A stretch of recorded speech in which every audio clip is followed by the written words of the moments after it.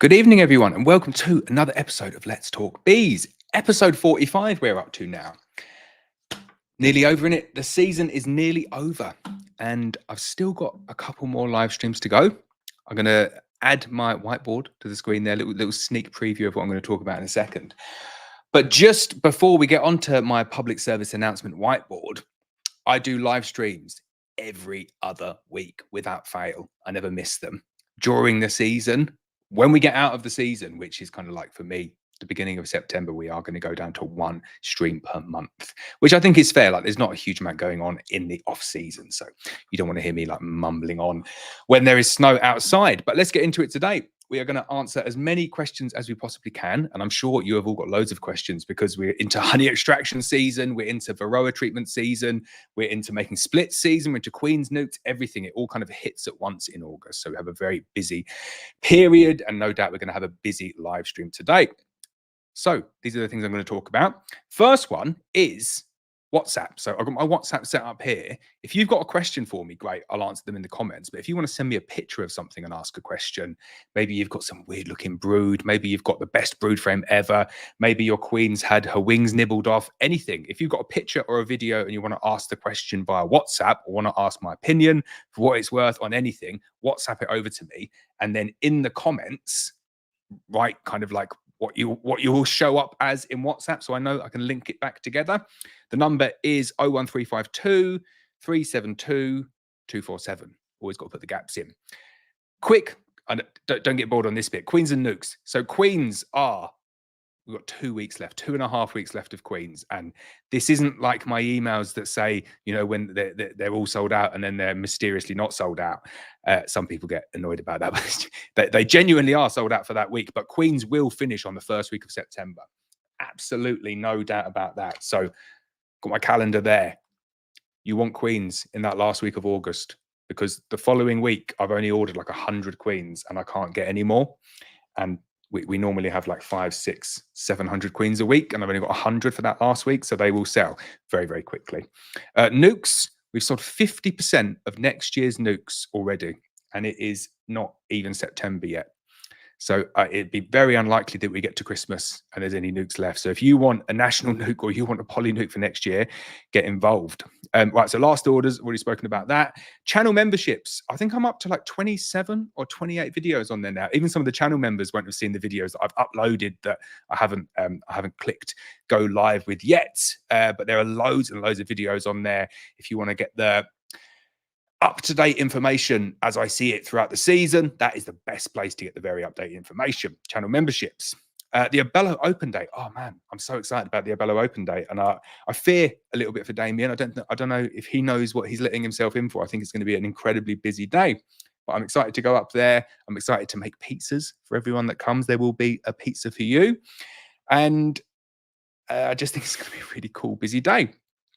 Uncapping and hacks. If you want to win a Black Mountain Honey hat, you can send me a video. Do not forget this one here.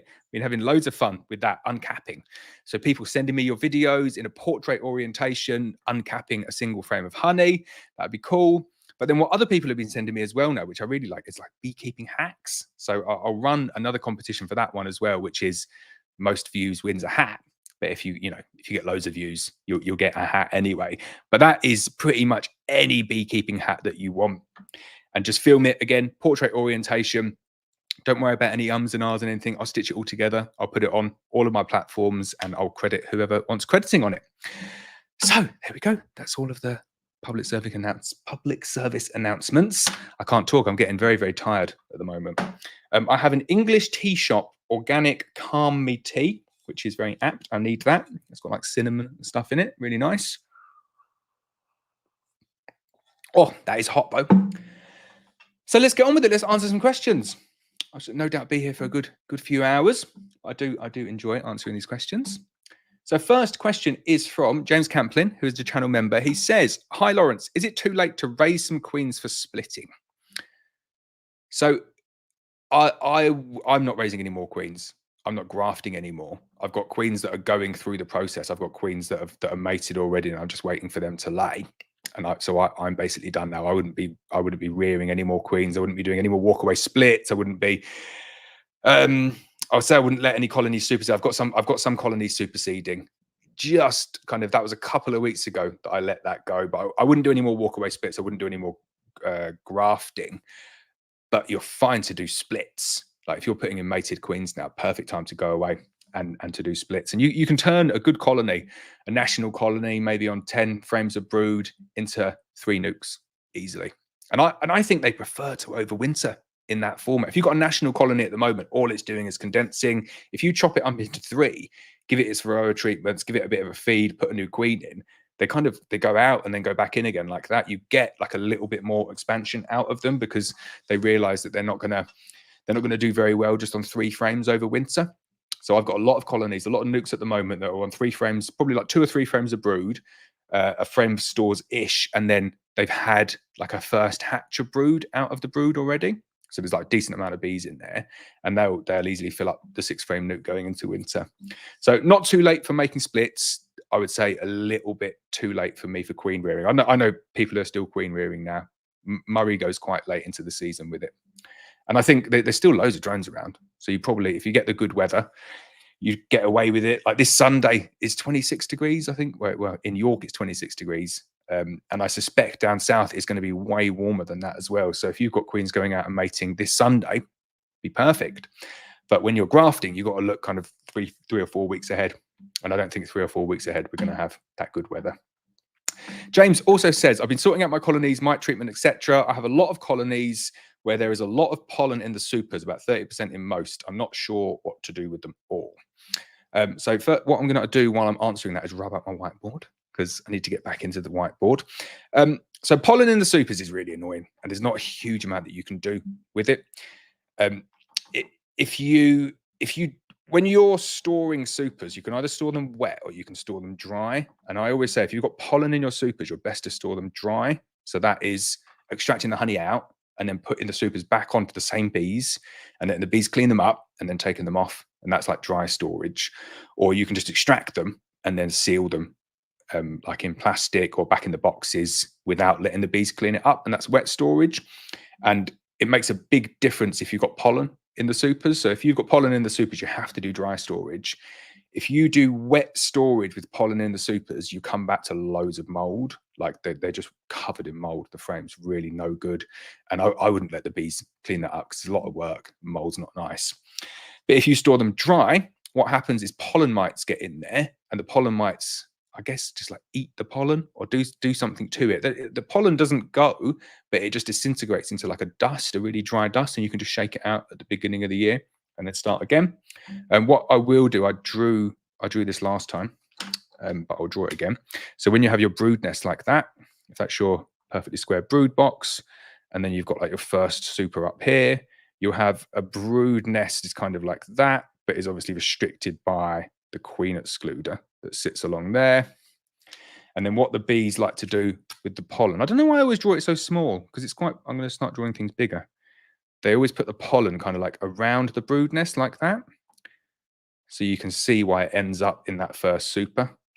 And if you look, you'll see that arc there. You won't have it at the top of the frames up here. You'll have it down in that bottom third of the frame.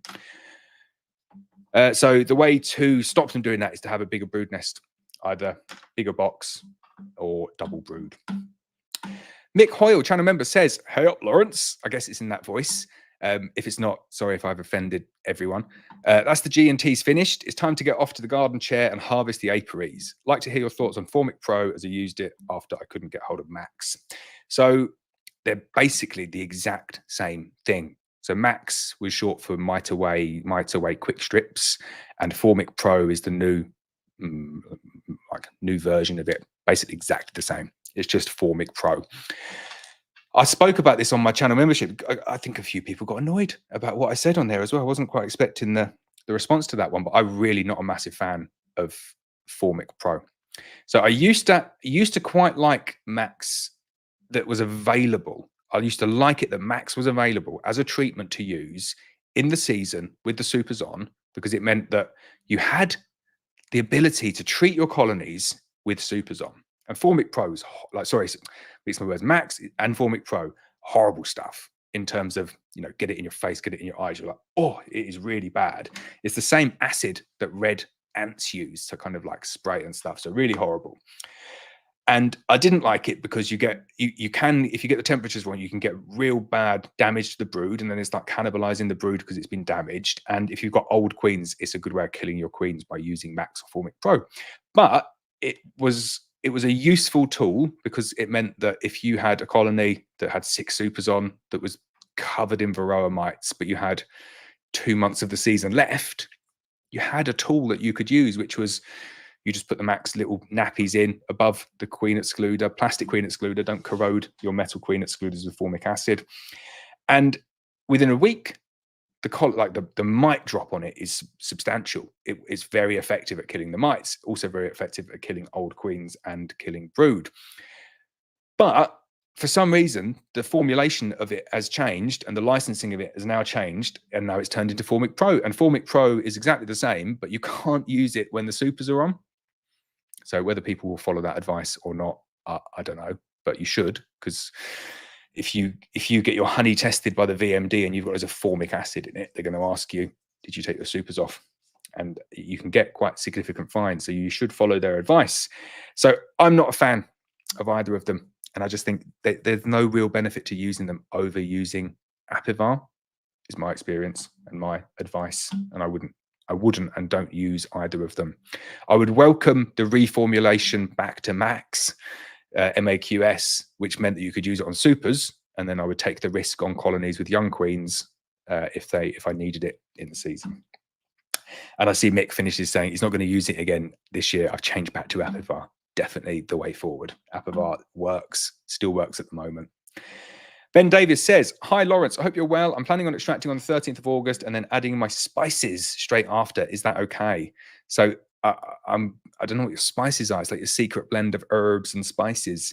I'm guessing you mean like your treatments.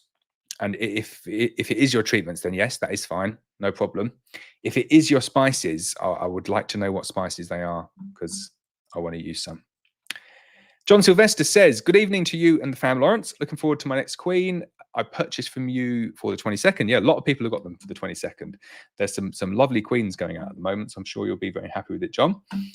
Steve says, hi, Laurence. Regarding Hive, I sent photo of on Facebook today. I put in a queen cell from a split with a frame of capped brood. Still sure it's a laying worker. Either will work or it won't. Fingers crossed.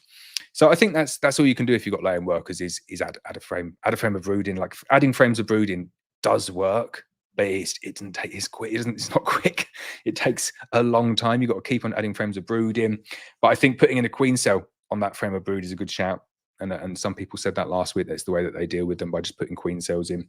And you can see why it would work and why they would potentially allow that. Because whenever I go into laying worker colonies, they're always there's always like the starts of queen cells. So the starts of like emergency cells where they're trying to turn the infertile eggs that are being laid by the laying workers into queen cups. And then they get a couple of days in and they realize that it's just like drone egg in there. They give up on it. So good luck. I hope it works. Ben Davis says, and I was wondering, as I have 4 supers full of bees, how do they then all fit into the brood box, as that is already very full? I'm guessing they just cram themselves in. So you need to make a judgment call on that one, Ben. So if you've got 4 supers and they're full of bees and you've just got a single national brood box, on the first couple of days, they won't all fit in. You'll get bearding out the front. So what I always say is that kind of 15th of August date that I give people, take it with a pinch of salt. And if you've got like really nice weather the week before, take your honey supers off then and let them beard when it's still sunny. And similarly, if you've got nice weather the week after, delay it a week. Because when you cram them in, you are going to get tons of bearding out the front. But I don't think that the bearding is a bad thing as long as it's not pouring down with rain. And then over the next 2 or 3 days, you'll notice that the bees do start to get in and they manage to kind of make room in there. And if you're treating them with Apivar at the same point, then I find that you get really good efficacy of that Apivar treatment because they're so crammed in and because they're kind of like spread and like moving around next to each other, and it just spreads that amatraz round and you get really good mite drop that way. If it's clear that there isn't enough space, don't be afraid just to add a second brood box on for the time being. Or what you could do is you could just give them like temporary space as well. So I've done that previously where you just flip the ashford feed around the other way. and don't leave it like that, because they will start to build comb in it. But you can like take the supers off, flip the ash forth feed around the other way, give them space so they're all in, and then a couple of days later, once they're kind of condensed down a little bit, just take the ash forth feeder off, tap all the bees out, turn it back around the other way, and then you're kind of doing it in like 2 stages then. And I found that works on the biggest, strongest colonies. Ben Davis also says you should also do a honey extracting video. It'd be interesting. I need a volunteer to come and do a honey extracting video, but I'm definitely going to do some sort of honey extraction video this year. But it's one of those ones that's, when I'm extracting honey on my own, I've not got enough sets of hands to extract the honey, let alone trying to film it. Like it's so sticky, and everything gets sticky, and then bringing like filming equipment in there is difficult. And then because you've got like lights like these ones here, unless you've got the shutter speed at the right speed, you just get this flashing. I won't tweak the settings on the cameras to show you what the flashing's like, but it's not good, and that's why I've always avoided it. Brookley says, hi Laurence, following harvest, is there some guide that you could give in preparation for overwintering hives with regards to ratio of resource frames to active brood frames? It's a good question. There's no real kind of like fixed guide that I would give, but what I would say is just you have to ensure that the whole time from now through to when they're creating the winter bees, that the bees have, or the queen has, sufficient space to lay. So if you've got a box of 10 frames and you've got 8 frames of stores, that is not going to work.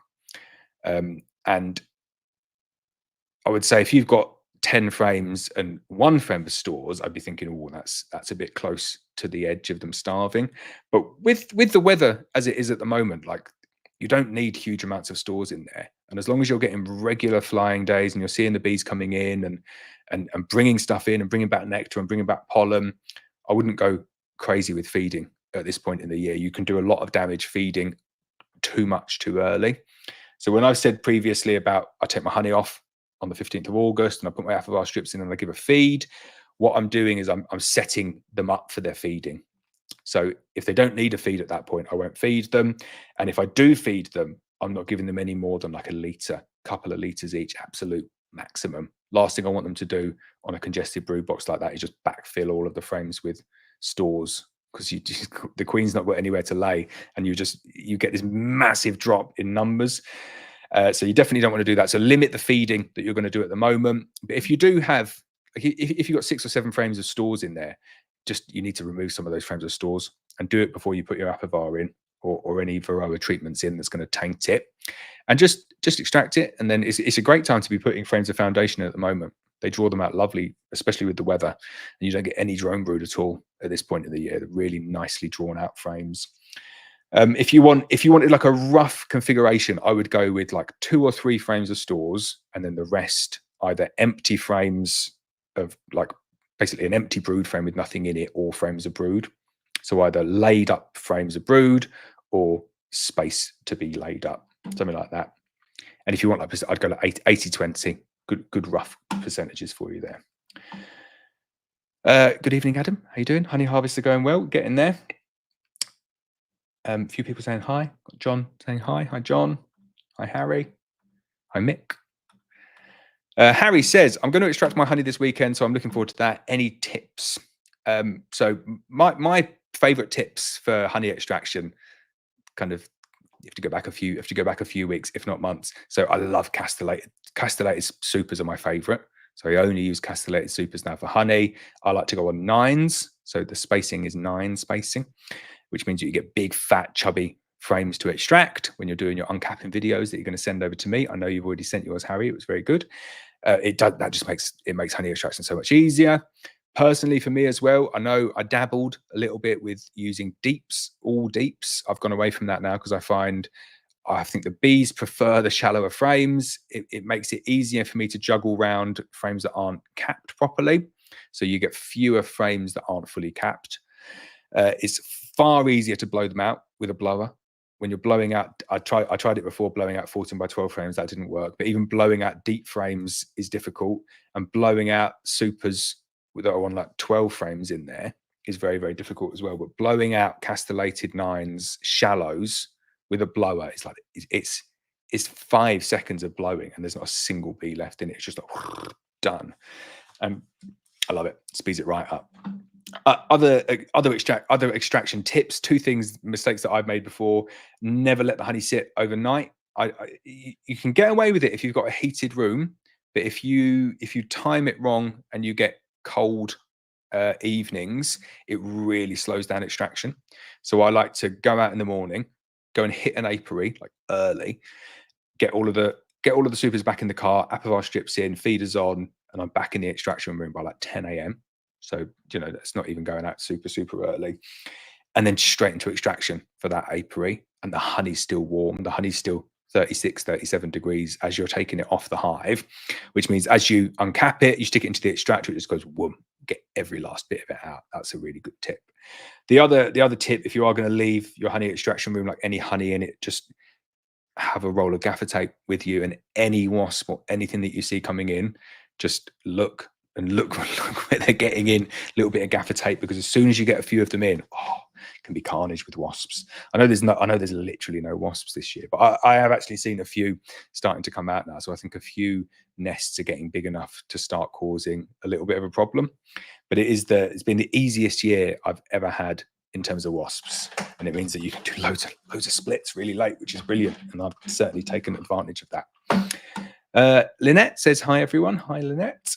Harry also says, all of my hives are full of brood. They don't seem to be slowing down at all. Have you seen the same? So yeah, it's quite a late year though, so I think everything's like shifted a little bit to the right this year, and it's not, there's still plenty of forage around for the bees. So I think, yeah, a lot of my colonies are full with brood, which is good. I like it. Good, healthy, big, strong colonies.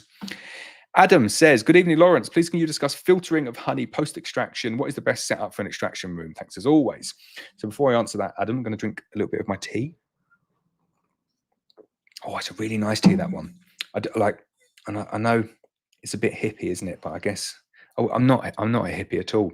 But it's English Tea Shop Organic Calm Me. I know I already said that, but it's a really nice tea. So I saw somebody messaged me the other day saying about filtering and like what would I recommend? And I said what I use is the Abello Premium Tank, because it's got a conical bottom, which makes it, like, conical bottoms are the best things in the world. And then they do a sieve top for it, and it's a 200 micron sieve, I think. No, sorry, it's a 700 micron sieve, which is quite big. And someone said, oh, that's nowhere near fine enough for filtering honey before you sell it. And I thought, well, it definitely is, like, it's fine, excuse the pun. And when you need to kind of like split these two things out, which is one, like extracting honey and filtering honey for like sale, and I'm not talking about just like for your friends, this is like for proper sale in shops and stuff, and then showing honey. And these two things are just completely different.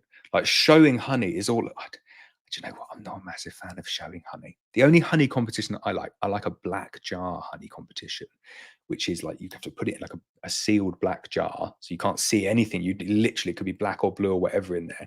You don't know, and then they just taste it, and the best honey wins. That's my ideal honey competition. But I can see how people would enjoy it. It's a bit of fun, isn't it? But when you're filtering honey for these competitions and for showing like that, that's when you want to be worried about like the micron rating of the various different sieves and filters and cloths and stuff that you're going to be using to filter out all of these different things that are in your honey. What I use though is a really coarse sieve, 700 microns, which is very, very coarse, and it gets out the majority of the wax. It gets out any dead bees. It gets out any kind of, I guess that's it really, just like wax and dead bees and wings and legs and stuff like that. But then because it's a conical bottom, I use it as my honey jarring tank as well.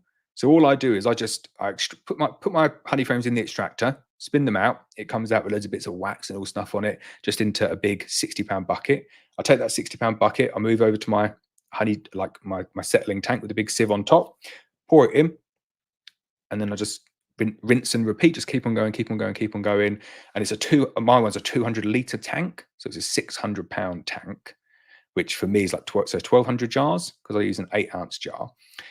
So all I do is I just extract in the morning and just fill it up until it gets to the top, and then just leave it for the next day, or 48 hours. And what happens is I basically take the sieve off with all of the bits of wax and bits of legs and stuff. But then you can see you've got this like a little bit of sediment on the top. And then over the next 24 or 48 hours, that sediment grows and you'll get like froth and wax and like smaller particle stuff that's gone through the 700 micron. And all I do is I just get a big bit of cling film, put that on the top and then pull it out. And then that's it. That's all I do. And then you can go into buckets on the bottom after that, or what I do is jar directly from it. And maybe out of like 1,200 jars, maybe the last 2 jars are a little bit hazy or got like a little bit of froth on the top. So 2 jars out of 1,200, because you've just used gravity to let all of the stuff rise to the top. So I wouldn't get too hung up on like micron ratings of filters and stuff like that unless you're showing honey. A big coarse sieve and a big tank and letting it all settle up to the top will do 99% of the work for you and keep all of the good stuff in the honey.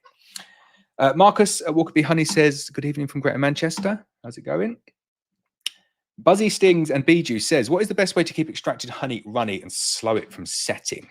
So the only real thing that I guess you could do is there's a few things that will make honey set. So the blend of the different sugars that are in there will determine how quickly that sets. And there's not a huge amount that you can do to stop that unless you're going to go to certain places to get certain types of honey. Oilseed rape is notorious for setting quickly due to, I always forget which one. Is it high in sucrose or glucose or whatever the coses are? But that different blend of sugars will determine how quickly it sets. So I always find like borage very slow to set in comparison to oilseed rape. Just probably like 3 or 4 times slower to set. The other thing that will make it set a lot quicker is, coincidentally, the one we were talking about previously. If you've got like detritus in there or bits of stuff in there, so the more pollen that you've got in there, the more wax you've got in there, the more bits of things that you've got in there will trigger that kind of crystallization process. So if you see like this hyper filtered honey, like the supermarket honey that you see, I know it's all over the news, isn't it, that at the moment, properly all over the news. And I don't think it's doing a good thing for honey overall, because everyone just thinks, or everyone's honey is fake now. But if you look at this so-called supermarket honey, they flash pasteurize it and then they put it through the finest of filters. And I think they filter a lot of it through like diatomaceous earth. That's definitely not how you say it, but you know what I meant, which is like super fine powder. And they're like pumping it through this powder, basically getting out every last bit of anything that is in the honey. And that will slow it right down, because you never see supermarket honey on the shelf that's setting, because everything's just taken out of it. And also it's not honey. Don't quote me on that though. So those 2 things you could do something about. You could filter it a little bit more. So when I'm using like a 700 micron filter, it's probably going to set and granulate quicker than using like a 200 micron filter. But I reckon you're taking some of the good stuff away. I think they said though, with a 200 micron filter, it will basically let all of the pollen through. So you're not taking any of the pollen out of it. But I still think you're taking, I don't know, you're taking a bit of something out of it maybe. But apart from that, there's not a huge amount that you can do. So what is the best way to keep extracted honey runny and slow it from setting? Filter it. And then the final one is just heat it, keeping it somewhere warm. But keeping it somewhere warm will slowly raise the HMF of the honey, which is not what you want to do, because it will still ultimately end up crystallizing. And then you've got to heat it again to raise, to get it back to runny. So I think you need to accept basically it is gonna granulate at some point, and have a plan as to how you're going to heat it up gently to get it back to its liquid state, which is pretty easy. If you've got a decent honey warmer, the Abello one is very, very good, and you can set the temperature on it and come back a couple of days later and it's perfectly back to liquid and never gone above 40 degrees or 38 degrees, which is only a couple of degrees higher than what it is in the hive. You can do it at 37. You could set the thermostat to 37. It does take quite a lot longer though, I've found. So I set mine to 40 now, and it's done in a couple of days. Steve says, want to move to a Swienty hive, but no entrance reducers on these. Also, lots of bees always outside every night. How best to get them in and block up the entrance. Yeah, it's a bit of a pain, the Swienty hive, in terms of moving them, because it's not quite got the right. The way that I did it, the Swienty hive, I will draw it. People like my drawings just to laugh at, not that they're useful. So the Swienty hive kind of looks, the Swienty floor looks like this. So you have this. Oh, it's gonna be really difficult to draw, isn't it? You basically just have a little entrance like that, don't you? But then it's got this ramp that's down here, so that's kind of like a ramp. So the way that I found with all of these hives, the best way to close them up is to get I don't know why I draw a picture because it's not really relevant, like a foam bung. Get yourself a foam bung. So if you just got like any old sofas or anything, like the sofas you can see, oh, it's that way, isn't it? These ones down here. Oh, shh. No, there was a jar of water down there when I was doing that. It's just gone all over everything. Nearly swore. But basically, those sofas down there, you just cut them, and I've got loads of bungs, and then you just bung it in and just like stuff it in this gap down here, and because it's foam, you put it in, it just goes, just like fills all the gaps, and it works quite well. The Swienty floor is not good for moving. The underfloor entrances are brilliant for moving because you have that. I draw you like the cross section of the underfloor entrance. So the underfloor entrance is like this. Sorry for people listening on a podcast. I can't do two things at once. So that's the underfloor entrance. So the bees will fly in like that and they go up there.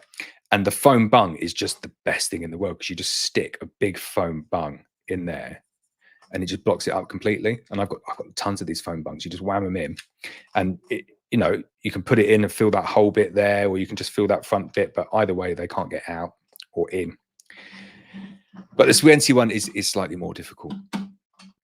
Chester says, hi Laurence, introduced one of your queens last week, going in tomorrow to see how she's getting on. I put a third super on 2 or 3 weeks back, but the bees will not draw it out. I think extract now. So yeah, when the bees, if you put a super on late on in the year and the bees are just like, no, come on, I've had enough, then take it back off. That's the way to do it. Keep them nice and compressed at this point in the year, and it'll make honey extraction loads easier because you've not got loads of half drawn out frames. But good luck on the queen introduction. Jay says, good evening. Hi, Jay. Gary Wheeler says, evening, Laurence. I pulled 30 pounds of honey from 6 flower frames, flow frames this week. Is that good or average? It's very light in color and not too thick. Was all capped and it's absolutely amazing to taste. 30 pounds. That's good. That's pretty good. Yeah. It goes like up and down. I don't think the flow hive is, you're not going to get like bumper crops from the flow hive. I know some people do get very good crops from the flow hive, but I tend to kind of just like leave mine and at the end of the season just take whatever's left. But 30 pounds is good. That's like a good national super. And I know the flow frames are like a little bit bigger than that, but I think that's good. Glad it was good. And then you corrected yourself. Flow frames, not flowers. Yeah, nice one. Aaron Cornish saying huge reduction in drones near me now. Hi, Aaron. Looking forward to our extravaganza this weekend. Just for anyone who doesn't know what that is, Aaron has very kindly offered to help me make pizzas at the Abello Summit event.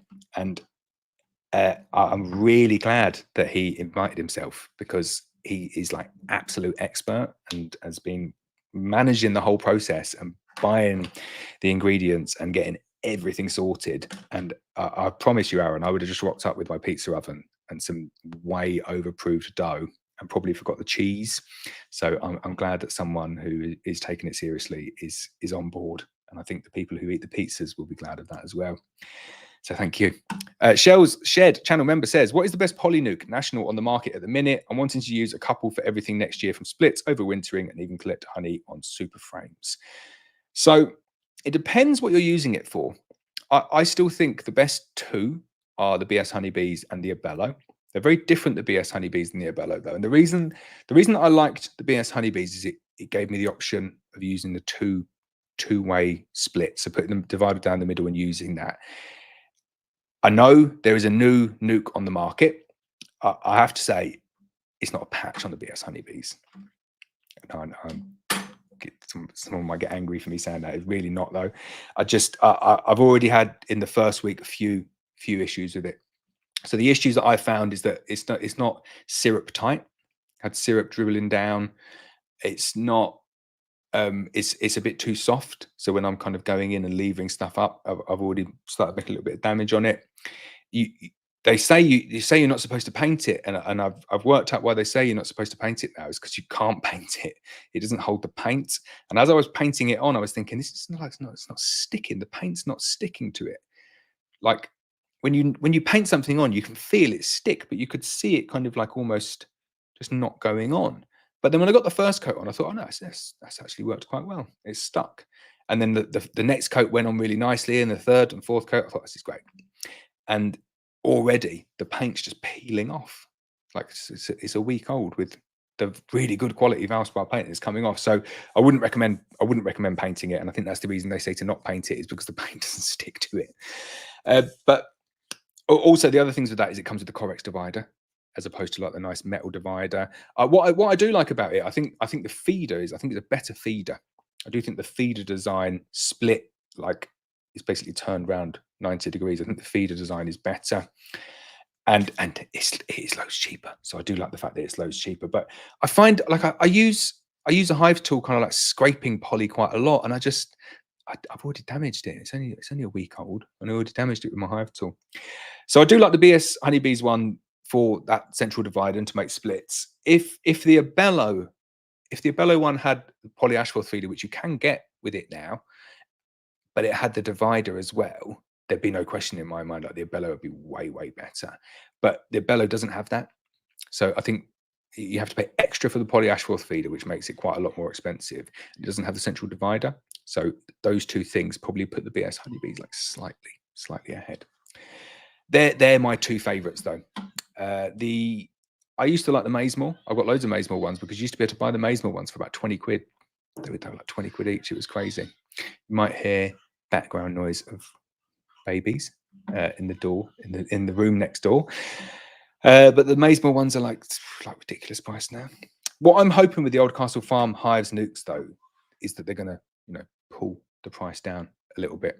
And I think Payne's had a reaction to that. So the Payne's nukes, so they are the nukes that we use, is the Payne's nukes. I know I've not mentioned them on my list there, but and they're very, very different, the Payne's nukes. They don't have top feeders, they have side feeders. But the reason that we use the Payne's nukes, which were on sale the other day for loads cheaper than they normally are, I think they're like 25% off. The reason that we use Payne's nukes is they are by far and away the best ones for travel through the postal system with a feeder intact. All of the other nukes, you can't send them through the post and send a feeder to a customer, which early on in the season is really important. You need to be able to send them through the post so they can manage the heat, but also send them a feeder in like one package. And the Payne's nukes are brilliant for that. So I've got hundreds of Payne's nukes now, and they're the ones that I use the most, and they're the ones that I'm probably most used to, and I really like them. I've not got a bad word to say about the Langstrath versions. The spacing on the Langstrath versions is slightly off. They are working on a tweak to the mold, so that is one down point that you get for the Paynes. But also they do need to make the national version feeder movable, because the movable feeder in the Paynes Langstrath nuke is brilliant. There's so many good uses for it. I love it. So I've gone way off track there. Sorry, Shell Shed. What is the best poly nuke? The BS Honeybees poly nuke is the best poly nuke. Really good. But you can't go wrong with the Abello, and you can't go wrong with the Paynes as well. So the top three. Joshua says, evening, Laurence. I hope you're well. How much longer we have F1 Botfast Queens for inspection tomorrow, and might need a queen? So I'll try not to hit the mic or spill any more water. So here is my calendar. So we are somewhere around here. I love trying to do this backwards. Now we're up here, aren't we? So we got that week. Can't do it. Right. We got that week, 1 week, 2 weeks, 3 weeks, 3 weeks, and we're done. So order them. They're on the website at the moment, but order them before the end of August, because I cannot guarantee that the first week of September they will be there. But I can guarantee they will not be there on the second week of September. Heard it here first. John Sutton says, I've taken on a new nuke. Should I feed syrup or fondant?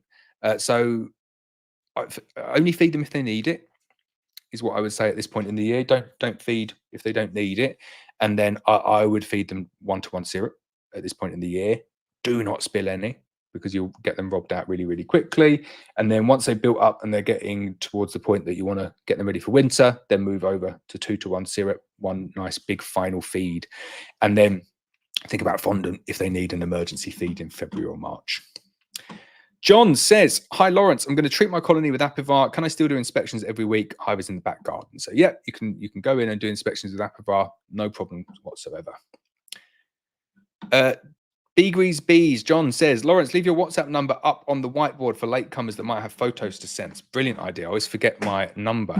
It is 01352 372 247. Can someone check that? Because I'm just guessing that. Can you check that, John? 01352 372 247. I don't think that's right. Something like that. If it doesn't get through to me, it'll get through to someone else and they might answer your question and it'll probably be just as good an answer as my question. So there we go. Sam Cotter says, we're removing supers on the 22nd. Is there a process for taking 4 supers off a colony or do you just take them all off? How many supers is too many to take off in one go? Can you condense too much? So just take them all off in one go. That's fine. You can condense too much though. So as I said at the beginning, if the bees are not condensing all down, they're never just going to accept it on day one and say, yeah, we'll just go in the brood box. That you'll get bearding. So if they do that, upturn the Ashforth feeder, or you can just put an empty super on. That's a way of doing it as well. Just take the frames out and put an empty super on, give them some space. Don't leave it like that though, because they will start building copious amounts of like wild comb in there. But then like 24 hours later, take the super off and you'll be able to get them in. If it's clear that you can't get them in, you can double brood them. But I've done it previously. You say, you look at the colony and say, there's not enough space for all of those bees to get in there. So I'll give them double brood. And then you go back 3 weeks later and they've just not touched any of the frames. And then you just take the double brood back off again. So they didn't need the space. They just needed kind of somewhere to hang out a bit. They didn't want to do anything with the frame. So I hate putting frames. I hate putting boxes on like that and then having to take them back off again because it's like hygiene risk. Some more tea. But four supers should be fine. You should just about get 4 supers worth of bees condensed into a national brood box with the help of either 1 empty super or 1 upturned polyashford feeder. Oh, get my breath back. Julian Lawley says, hi, Laurence. All looked into Requeen from Black Mountain Honey, laying well, looking well. Thanks. Great service. Thank you very much, Julian. Sam Cotter just hit the nail on the head. Have a drink of tea. I think I'm not having enough drinks of tea. So thanks for that, Sam. I think I lost the ability to read Julian's comment there. So sorry, Julian.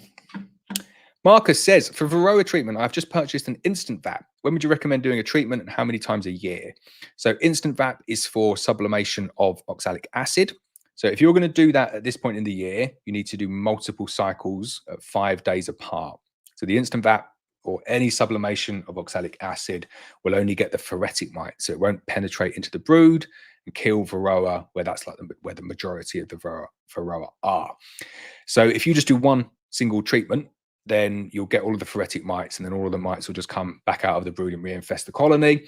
So in order to work against the Varroa's life cycle, you do it 5 days apart. And you don't need to cage any queens or do anything if you're doing it 5 days apart. And the bees tolerate Varroa, the instant VAP really well. You might get the odd bee that gets too close to the nozzle and dies, but apart from that, it doesn't kill bees at all. So repeated cycles and treatments isn't an issue for the bees. So if you've got it in like your garden, you just want to fire it up every 5 days, go for it. What I would say though is PPE, like oxalic acid is horrible stuff. I know I said formic acid was bad. Oxalic acid is like really, really bad, especially in its sublimated form. So when it becomes gaseous, if you ever get a whiff of it, it's bad. It's one of those things that I reckon in 30 years from now, you're gonna get all these beekeepers that are dying from horrible lung diseases. Sorry, Marcus, I'm putting you. I do have an instant VAP, so it would be me as well. Don't worry. But just make sure you have proper face masks, either full face or whatever, just a normal one. But make sure the filters are rated for organic vapors. It says on it, organic vapors. They're the ones that you want. So if you're doing it at this point of the year, do multiple treatments, at least 4, I would say, split 5 days apart. What I like to do though is I treat with Apivar at this point in the year and then go back kind of mid to end of November and go one time with the instant bat to try and find a broodless period or as close to a broodless period as possible. And then that works really, really well. There we go. Ben says, hi, I've just found my nuke swarming, but the queen should be in the nuke as the entrance has the queen excluder on. All the bees have gone back in now. I'm going to read that again. Hi, I've just found my nuke swarming, but the queen is... So it's, okay, I see what it is. But the queen should be in the nuke as the entrance has the queen excluder on. All the bees have gone back in now. So it's probably a virgin, probably swarmed with the virgin if the queen is in there. So if you have the queen excluder setting on, the mated queen that's in there can't get out. So what happens is the colony doesn't swarm with the mated queen. It will swarm with the first virgin that's emerged. And virgins, when they emerge, like after a few days, they can still get through the queen excluders. So likely what's happened, I reckon. What would you do, please? I would go into the colony and I would take down all of the swarm cells and I would make sure that the queen is still there. And as long as the queen is still there and you've taken down all of the swarm cells, you should be fine. If you left the swarm cells there, you'd get further casts going out. Ben Davis says, what would you say is a good honey harvest in this year in terms of weight of honey and how many supers? Or how long's a piece of string? So I would say let's break it down into spring. If you got any honey in spring, you did really well. Like if you got 3 jars of honey before the beginning of June, wow, your bees are superstars. I would say you'd have to do something pretty, you'd have to be no, I don't want to say that. I don't want to offend people. If you're anywhere south of Manchester, there we go. I won't offend the whole of Scotland because I understand it's been pretty grim up in Scotland this year. But if you're anywhere south of Manchester, I would say you probably got minimum of 2 supers, maybe 3, occasionally 4. And then if you've got Black Mountain Honeyqueens, you probably have like 6 or 7. It's a shameless plug. Sorry, I take it back. It's not as simple as that, but it is. As with all of these things, it's not straightforward because it's all about the genetics of the bees that you've got. It's all about the forage and the location that you're in. But then the skill of the beekeeping comes in, and that's the difference between 2 supers of honey and 6 supers of honey. It's making sure that you've always got 100% of the bees that are in that colony, and they're not in your neighbour's chimney, and they're not dwindling away. And you've built them up to maximum strength at the right time when you know the flow is going to be there, and you've made sure that you've not got old queens kind of petering out like 2.5 years old when they should be like doubling down on the best point in the year. So I think the majority of people will have had a decent summer crop. We certainly had a really good summer crop, and long may it continue because there's still a week of it left. But yeah. Anywhere between 2 to 6 supers is my answer for you there, Ben. But I'll say 4 supers. There you go, average. Matt Burrow says, hi, Laurence. Not sure if you have access to your WhatsApp while streaming. Thought I would send you a picture as I'm listening while strapping the bees after inspection. Must be with a hat. Right, let's have a look, Matt, see if I've got... Also, some people have... Right, so what I'll do is I'll just jump over to WhatsApp now and we'll work through WhatsApp. So if I go present... to work out how to do this now. Here we go. Okay, so we'll go on to WhatsApp. So I think that is Mick Hoyle. So this looks like Mick has bought himself a branding iron. How cool is that? Should we click on it? Oh, music. Like it. Nice. I love it. I wonder how many people went out and bought branding irons. They are really good fun. I think it's a great idea. Should we watch that again, Mick? It's so much more fun watching other people's videos. Nice music. Oh, yeah. Do you know what? Someone messaged me on the first day that I got my branding iron. They said, brand your leg. Just do it on your leg. And I keep on thinking, I could maybe just like do it. But I've not built up the courage yet. And I think I'd probably regret it afterwards. I've not got the name, but you can see your phone number there. Sorry about that. Greetings from Germany. I'm curious to hear your opinion about caging queens and follow with oxalic acid as a Varroa treatment. So I think that's a brilliant treatment. A lot of people do that. Richard Knoll does that. Caging them and following it with oxalic acid as a Varroa treatment is highly effective. It's just a lot more work than using Apivar. And if I just had a few colonies in my garden, that is 100% the way that I would deal with my Varroa treatment regime, because it's super simple. You just put the queen in a cage, 15 days or whatever it is for the rest of it's not even that, like 10, 12 days. I always Harry will be laughing because I don't know. I have to look at the little diagram to work out what it is. But a number of days after you cage her, there's no more brood. Every single bee in the colony is a bee. It's not an egg, it's not a larva, it's not a pupa. And every single Varroa mite in the colony is on a bee. So then using oxalic acid sublimated means that you get a really high effectiveness killing phoretic bees, killing phoretic mites on bees, which every single mite now is a phoretic mite because it's on the back of a bee. So it works really, really well. And if you're in America, if you're in Canada, if you're basically anywhere apart from England or the UK, you can do that with a Superstorm. Brilliant. Do it in the middle of the year, and it just wouldn't have any impact on the colony whatsoever, other than probably boost honey production a little bit because the bees don't have to tend to all of the brood. So I think it's a brilliant idea. I've got more. Here we go. This is your one, Matt. So here, this is what Matt says. Thought I would send you this picture while you're doing your live stream as I'm strapping them all down. Look at that. Nice, isn't it? That's a lovely picture, Matt. I love. Is that barley? Field of barley. Bees at the end. Nice stands. I like your branding or your like painting or whatever it is on your hives. It's pretty cool. You've got some nice supers on there. We need to do more of this. Q&As are like taxing. I just kind of could sit here and watch people's photos and videos and stuff. So if you're enjoying this, just send me whatever you got. Send me the full reel. Let's see what else we got. Oh, one from Harry. Is this the worst queen painting attempt you've ever seen? Right, let's have a look. No, that's not too bad. You've seen Splodge and Splidge. That's what I've renamed the other one now. I went in to see Splidge today, and Splodge is still there, being superseded, and Splidge is just happy. But that's not that bad. The circle are trying to do control to go in. How do I do that on this? Here we go.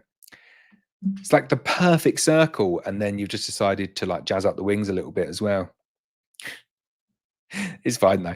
I don't think that there'll be any issue. It's only when you get it in their eyes, I find that they start getting angry. So on the wings is fine. Makes me feel a bit better as well. Oh, here we go. Odd looking cells. It's brilliant. I love people sending in stuff like this. So this is really good fun, right? Like it says, hi Laurence, I found a couple of odd looking cells in one of my colonies. Is that chalk brood? What is your thoughts? Right, let's have a look. So that there, just I get some like that. It's basically just neglected brood. It's not as a result of virus. It's definitely not chalk brood. It's just like a bit of a defective larva that they've not capped over. You occasionally get those in there. I wouldn't worry at all. I don't think that's any sort of disease or virus at all. It's just you occasionally get like a defective abnormality of brood like that. It's not sac brood, not chalk brood, not bald brood. It's definitely no disease. Like it's definitely not AFB, because you wouldn't be able to see it because it would be under the cappings, but it's definitely not EFB. I'm just looking. I always like to look, I'm looking at this one here, but I'm looking at the other ones as well to see what I can see. Lovely brood pattern as well. That one there just looks like they're waiting to finish capping that off. Wouldn't be worried about that. I don't think you've got anything to be worried about there. And you've got the same one there. I'll look into it again, because there probably is a name for it. But what I know, when the bee inspectors showed me this, because I was worried when I saw this in my hives, what I would say is it might have something to do with how like empty a lot of these cells are. There's no kind of like stores in any of those cells there. And you can see around here as well, see like these dark marks here. That can be as a result of Varroa. It's often white, but sometimes it goes a little bit darker. So it's like Varroa poo. But it's not always that. It's hard when you're like zooming quite. It could just be propolis as well. But if you're seeing like that kind of shape with white coming out, that's generally Varroa poo. We are at the time of the year where you'll start to see the impacts of Varroa, and this here is probably linked to Varroa. So you do tend to see more and more of it as you go throughout the year.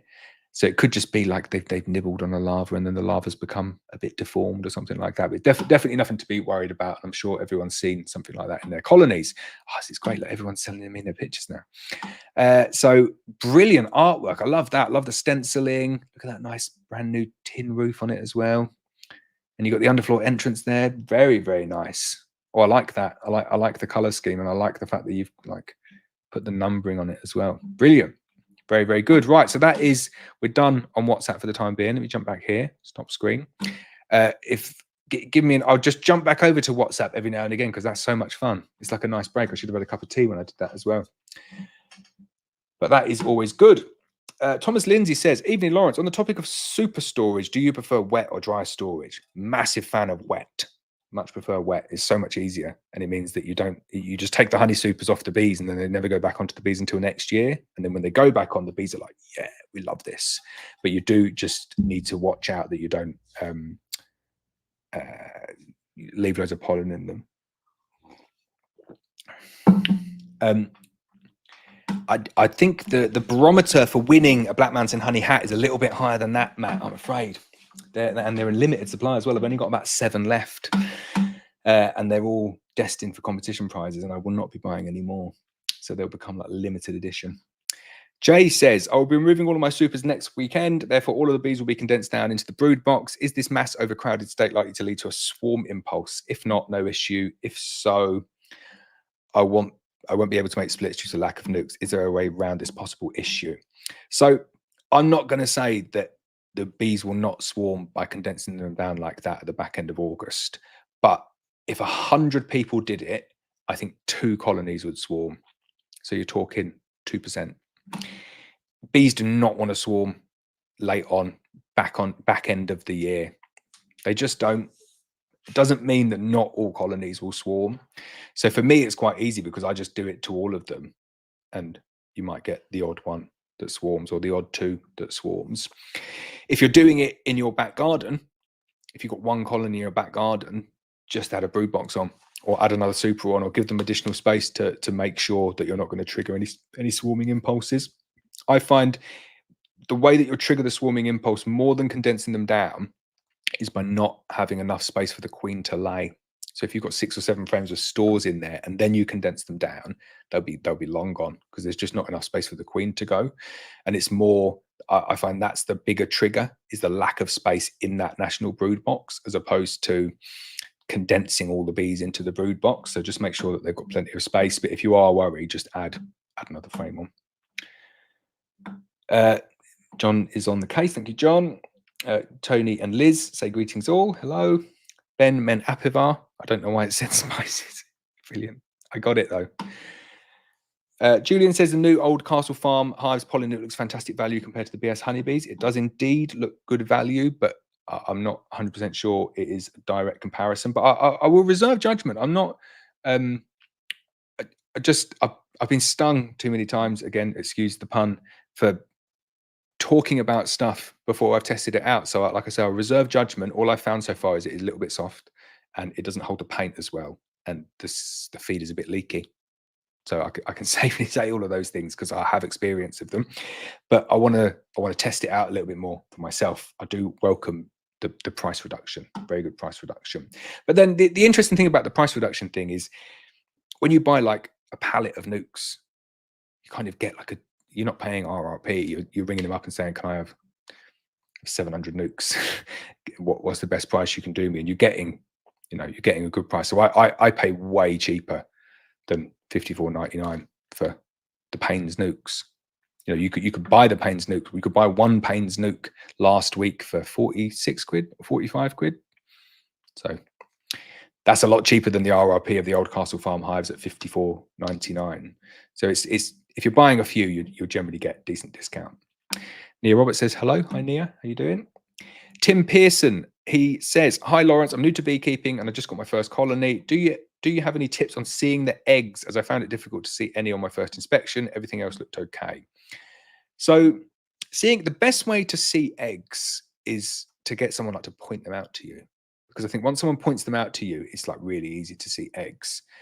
But it depends, like if you've got good vision as well. The biggest tip that I can give someone for eggs is black plastic foundation. Seeing eggs on black plastic foundation is so easy. So if you're one of these people that struggles, you might be interested in doing that. I've done videos saying about like frames and feeders frames and like what I don't like about them and the issues that I've had with them. But the colonies that I've got on frames and feeders frames now, oh, the frames look so good. Like they're the best frames that I've got at the moment are the ones that are on frames and feeders frames. Brilliant. Just took 2 years to get them drawn out. But now that they're drawn out, wow, they're just like brood all the way around, all the way to the corners. And then you look in the middle and you can just see the eggs every time because it's on a nice black background. But they're my 2 tips. Get someone to show you it, and then you should be able to see it. And if not, get some black. Even if it's just one frame of black plastic foundation coated with wax, and then you can keep that in the middle of the hive. And then if you're just kind of, because sometimes all I want to do is I want to just go in and just see if I can see eggs. And if I can see eggs, I'm like, right, the queen's there. I don't think they're going to have swarmed. And then if you did that on black plastic foundation, you see it every time. Richard Atkins says, hi, Laurence. I bought 5 Buckfast queens from yourself and will be delivered around the 22nd. Any advice when to make up the nukes for the new queens to be introduced? I was thinking this weekend. Well, let's get the calendar out. So I always say 8 days.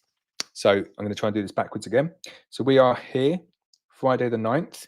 So if you did this weekend, so let's say you did the 11th, you want to wait 8 days. So we go 1, 2, 3, 4, 5, 6, 7. Did I get that right? Do it there. So it's always the next day. 1, 2, 3, 4, 5, 6, 7, 8.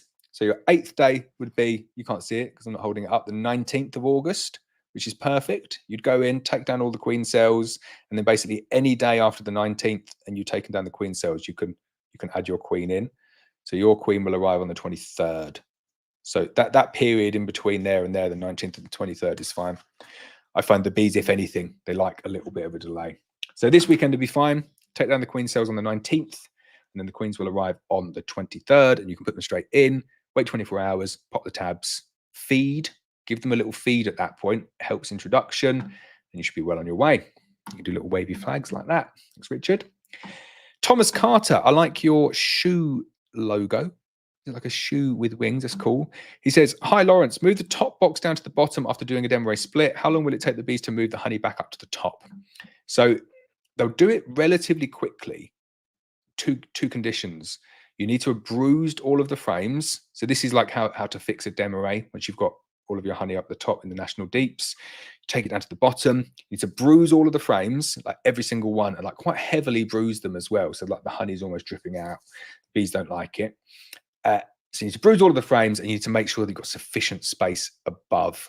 They won't move it up if they've not got space to move it up, and they won't move it if you've not uncapped it. So if you've done both of those things and then there's a flow on, I would say they'll do it within a week. It's not like it's not like an overnight process. You've got a massive colony, they can do it within 48 hours, I would say.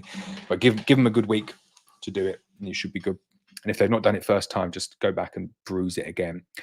And then if they've still not done it, what you can do is you start lifting the frames up into the brood box above. Definitely worthy of a little draw in this one. So your configuration will be something like this. So you're going to have, let's say you've got 3 supers on. So this is brood, this is honey, and then you've got super, super, super. And let's hope you've got like an empty super on the top like that. Something like that. And you're hoping that they take the honey from here and move it up into one of the supers. Now, if they're not doing that, what you can do is take the frame that is here and just start putting it up in between 2 brood frames there.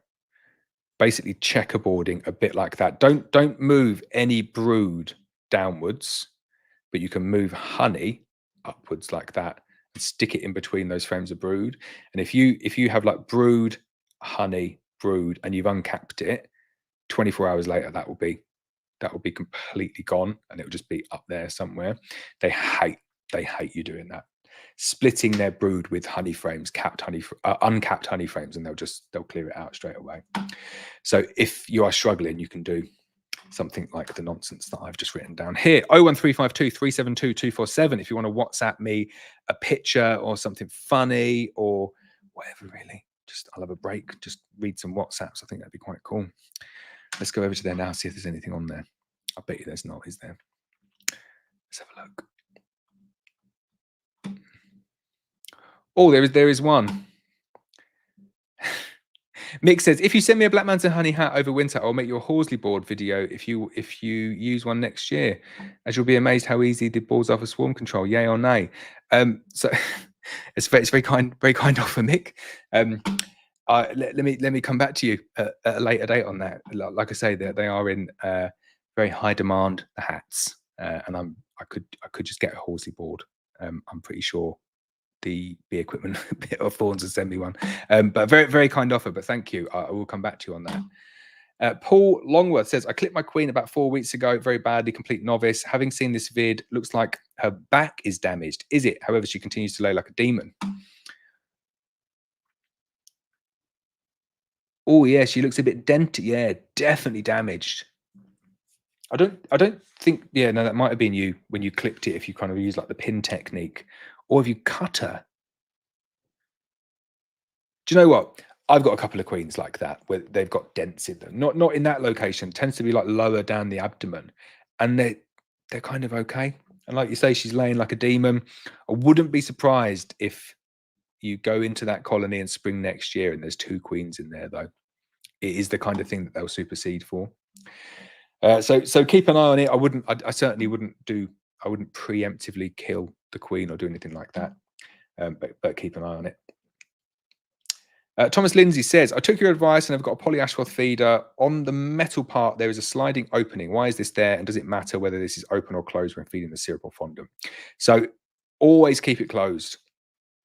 There you go. Simple. Always keep it closed. The reason it's there is that for the last dregs of syrup, definitely not honey, last dregs of syrup at the end of the year, the idea is that you can open it and just let the bees access the feeder to clean the feeder for you, which is good. I use that on my Abella ones. It is good. So always keep it closed, apart from a couple of days at the end of the year. But you know what? I don't even bother doing it, because you'll get the bees to go out, and a few bees will go out and they'll clean up everything. But then you just end up with a few bees that never want to go back in. And then you've got to like try and take all the bees out. And then so I just, you know what, there's a little bit of stickiness at the end of the year. It soon dries off. But that is what it is there for. Lee Leatherbarrow, channel member, says, hi Laurence, had a complete nightmare with queens this year. Anyone else? How quick will they lay swarm cells after they have swarmed? A natural local mated queen starts laying. I'm going to read that again.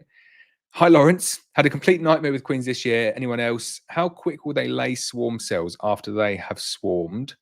And natural local mated queens start laying. I don't know whether it's like me just not reading that properly, Lee. How quick will they lay swarm cells after they have swarmed and natural local mated queen starts laying? So all I can think that to be is natural, like, oh, I'm well lost and I feel really bad. I'll tell you what, if you rewrite the question, Lee, I'll just jump down to the bottom and answer it again. I don't understand the question. How quick will they lay swarm cells after they have swarmed? And it's the bottom bit. I'll answer the first bit. How quick will they lay swarm cells after they have swarmed, and stop saying it? Pretty quick. So if they're cramped for space, they'll go again. If they're AMM queens, they'll go again. You get really, really swarmy stock. But I'm pretty sure you don't keep AMM queens. So that's what's confusing me. And then the next bit says, and natural local mated queens start laying. That's, yeah, you have to write it again. You said I'm at a loss. I'm at a loss. Sorry, Lee. Cephia Dem is watching on Twitch. Excellent, my one Twitch viewer. Hi Laurence, what do you do with frames that have not enough capped honey to extract the frame? So I did this on a channel membership video, I think. Sorry, just having a sip of tea. So I kind of use the law of averages with that. So if you've got a frame that is 100% capped, you can extract it. If you've got a frame that is 80% capped, you can extract it. If you've got a few frames that are kind of like 20% capped, I just chuck them in the mix. It's really fun. As long as you shake them and the honey doesn't come out, for every one of those that you put in, as long as you've got one fully capped frame to cancel it out, the overall moisture level, it's not gonna like massively boost the overall moisture level of the honey that much. You're not going to want to extract like 80% of your frames that are not capped, because then you will end up with moisture content issues and your honey will start fermenting. But like you say, what do you do with the frames that are not that don't have enough capped honey to extract the frame, I just chuck them in.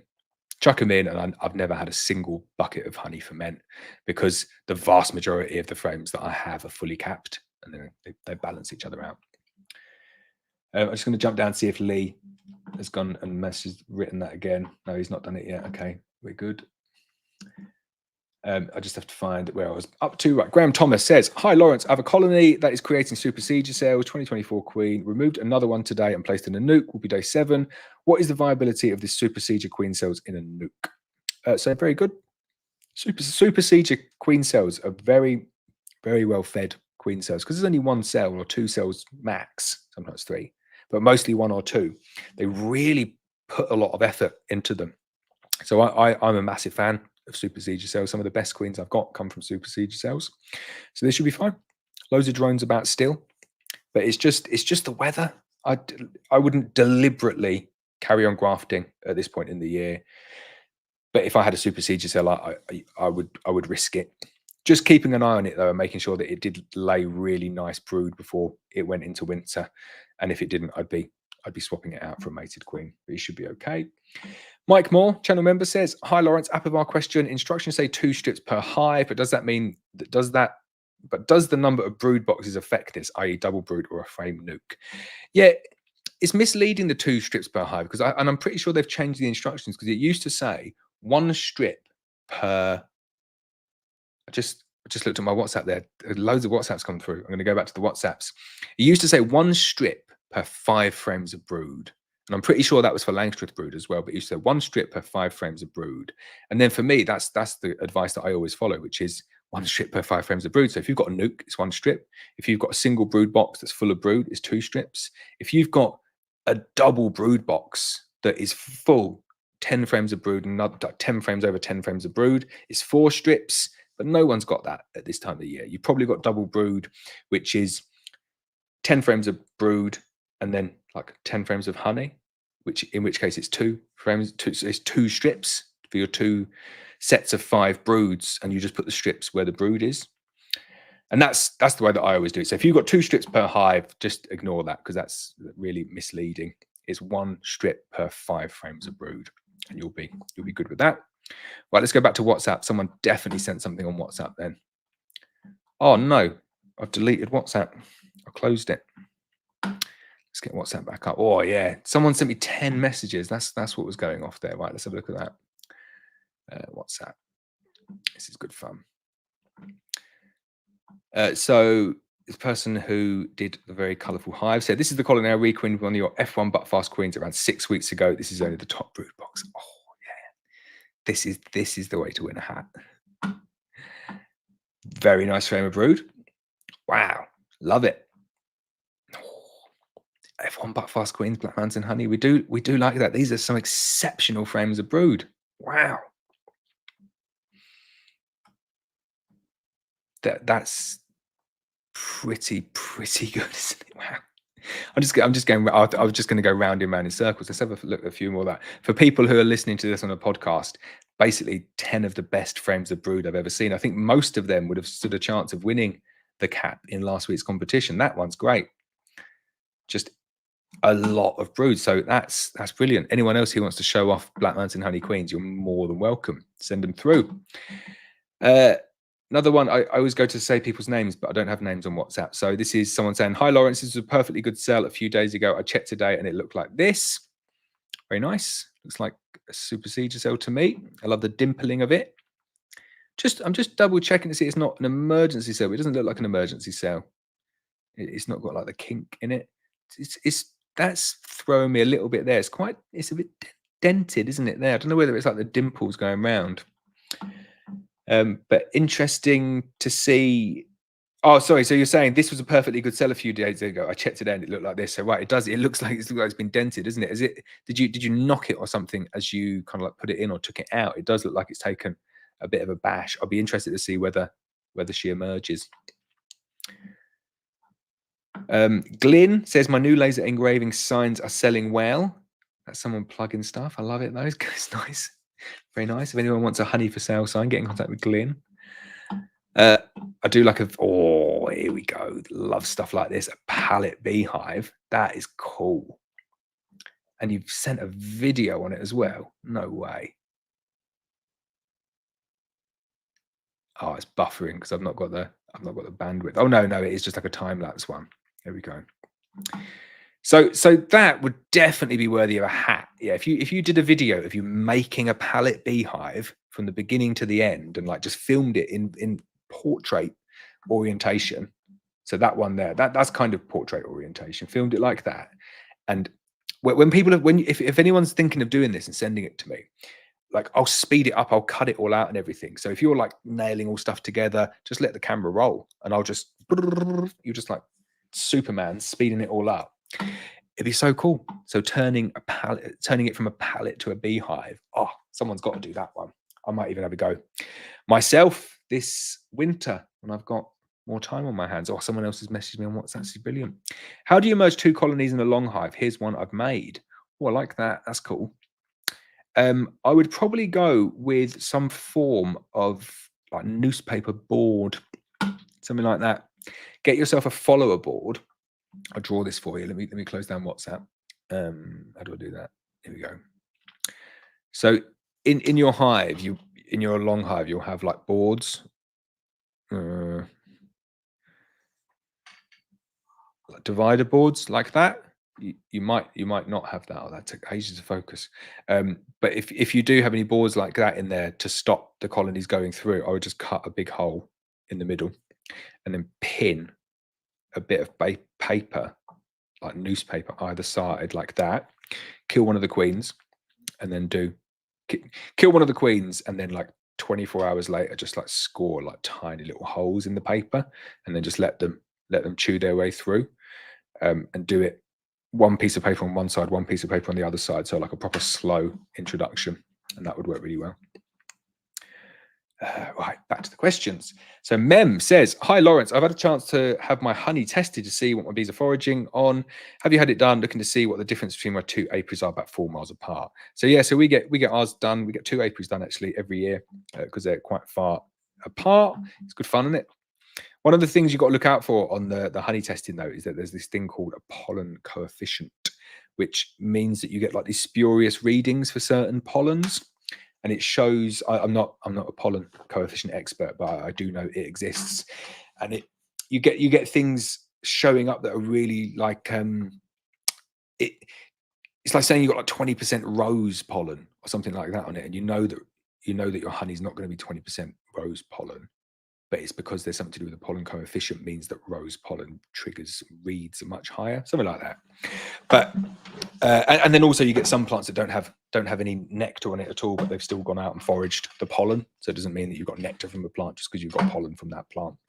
But it is really interesting. I love it. Brilliant. It's amazing. We had 72 or 73, I think, in one of our samples, 73 different types of pollen. So we're so lucky in North Wales because you don't get big monocrops. There's nothing, you don't get any crops. It's just everything is wild, and everything has a bit of a fighting chance. So it's all good fun. Paul says, hi Laurence, I had a queen in a 6-frame poly, but felt they needed a bit more space 2 weeks ago. I added a brood extension, and over the last 2 weeks, they've both drawn it out, and the queen has now filled 10 of the 12 frames with cat brood and eggs. I really want to keep them in a doubled nuke over winter. Suggestions, please. Don't need any suggestions. That is a perfect format. Really, really like that format. Overwinter a lot of nukes like that. They seem to like this kind of thin, narrow format a bit more than a wider format, and they'll start off, they'll cluster at the bottom and they'll just move up to the top. So I wouldn't do anything, just leave them like that, get them well fed, and they should be good. Edward Walton says, hi Laurence, what is the impact on a colony of moving them less than a mile at this time of the year? I have a new apiary, but it's close to where they are. So you'll just get drift back to the old site, depending on how close you are. But if you're a mile, you'll get pretty significant drift back to the old site. But if you have one colony, one colony in one site, if anyone's wondering what this rather fancy pen is, I think that's my daughter's pen. If you have one colony in one site and you're going to move it to another site, you'll lose maybe 20% of the bees going back to the original site. But if you have 3 colonies on one site and then you're just moving one colony to a new site, it's kind of irrelevant because your one colony will go to the new site. Some of the foragers will just go back and just blend in with the other colonies. So you don't really lose any bees that way. You're just distributing the bees across different hives. Aidan says, hi, how you doing? Ed Walton says, hi, Laurence, when do you recommend doing the last proper hive inspection in the way of pulling out frames? So kind of like, I've not pulled out frames really for weeks, but I would do it before or after honey extraction. Around then, make sure you've got a good queen in there. Make sure that the brood pattern's looking good. There's no point going through the whole winter process, getting them ready for winter, if there's just like a drone laying queen or laying workers, and just be shaking them out at that point. But that would be my last inspection, and then supers off, apivar strips in, feed, and then go back 8 weeks later just to take the apivar strips out. Definitely wouldn't be pulling out any frames at that point. That is surefire way to kill your queen before winter when nobody's got any queens. So about now, kind of like I say, season's coming to an end. This time next month there'll be not much left to do. Chrissy says, good evening. Thought I had another swarm in my hands today. Thankfully, they just went for a bit of a fly about and then came back again. I had a mini heart attack. I managed to get 2 full brood frames of honey off my 2 brood boxes. They aren't interested in the honey super. I'll film it once my filter arrives. I'll get the honey extracted for my soap, lip balms, and shampoo bars. I've got about 3 kilograms. So nice, good that you still got a little bit of honey. You'll find next year, if you manage to not lose the swarms, that's when you'll get a decent amount of honey. Ben Davis says, could you add a super with just no frames so that then they have enough room after you extract, as I don't have a polyashworth feeder? So yeah, you can definitely do that. Ben Davis also says, where would you recommend I get my honey jar labels from? Struggling to find anywhere. So a bellow, you can label, like design your own on a bellow. You can do it on thorns. There's a few places that will let you just kind of like put in your details, and then you can have stock labels. Some of them are a bit old though, a bit drab. Some of the bellow ones are nice, like a bit newer, but I do think you just get like, you could probably go on Canva now, just print your own and then get a company to print them out for you. It'd be good. Yip Ding Ding says, I'm in Devon, think summer flow is over. I'm going on holiday on the 17th for a week. Would you pull the honey supers before going and store before extracting when I get back, or leave on the hive until I return? Definitely leave on the hive until you return. It will be a nightmare to extract them if you just took them off. They'd just be like cold and really, really difficult to extract. You'd have to warm everything back up again. Cub Rider says, hi Laurence, could you elaborate on today's sugar syrup on introducing a queen? Yeah, so I just running out of time. Maybe if I WhatsApp myself the video, I could show you that. Let's see if I can do that. I'm not good at talking at the same time. No, I can't do it at the same time. Basically, I had a video of introducing a queen with sugar syrup. So I had a colony that had a failed virgin. So it was an emergency cell that had emerged, and a virgin had gone out. And I thought last couple of weeks it'd be nice weather. So give it a chance to mate, see what happens, see if it mates. Came back 2 weeks later and it hadn't mated, but I found the virgin, killed the virgin. And then I always take like a batch of queens with me just for that exact scenario. So I'm going to York tomorrow to the Abello show. So I'm away kind of Saturday, Sunday, not back till Monday. So I didn't want to have to wait until Monday to go and put the queen in and then go back and let the queen out. So killing the virgin colony was instantly hopelessly queenless. So all I did was I took a caged queen, dipped her in sugar syrup, and then just opened the cage and just let her walk into the colony. And it's a pretty good way of doing it. If you have to drench them in syrup, but don't drown them, but they have to be like fully coated in syrup. But the idea is that when you put the queen in, if you just put the queen in normally like that, like she'd fly off. So the syrup stops her flying off. But then if she didn't fly off and you put her into a colony, you would instantly trigger defensiveness. They try and kill the queen because they just be like, who is this queen? That is not the virgin that was here a minute ago. We'll kill her.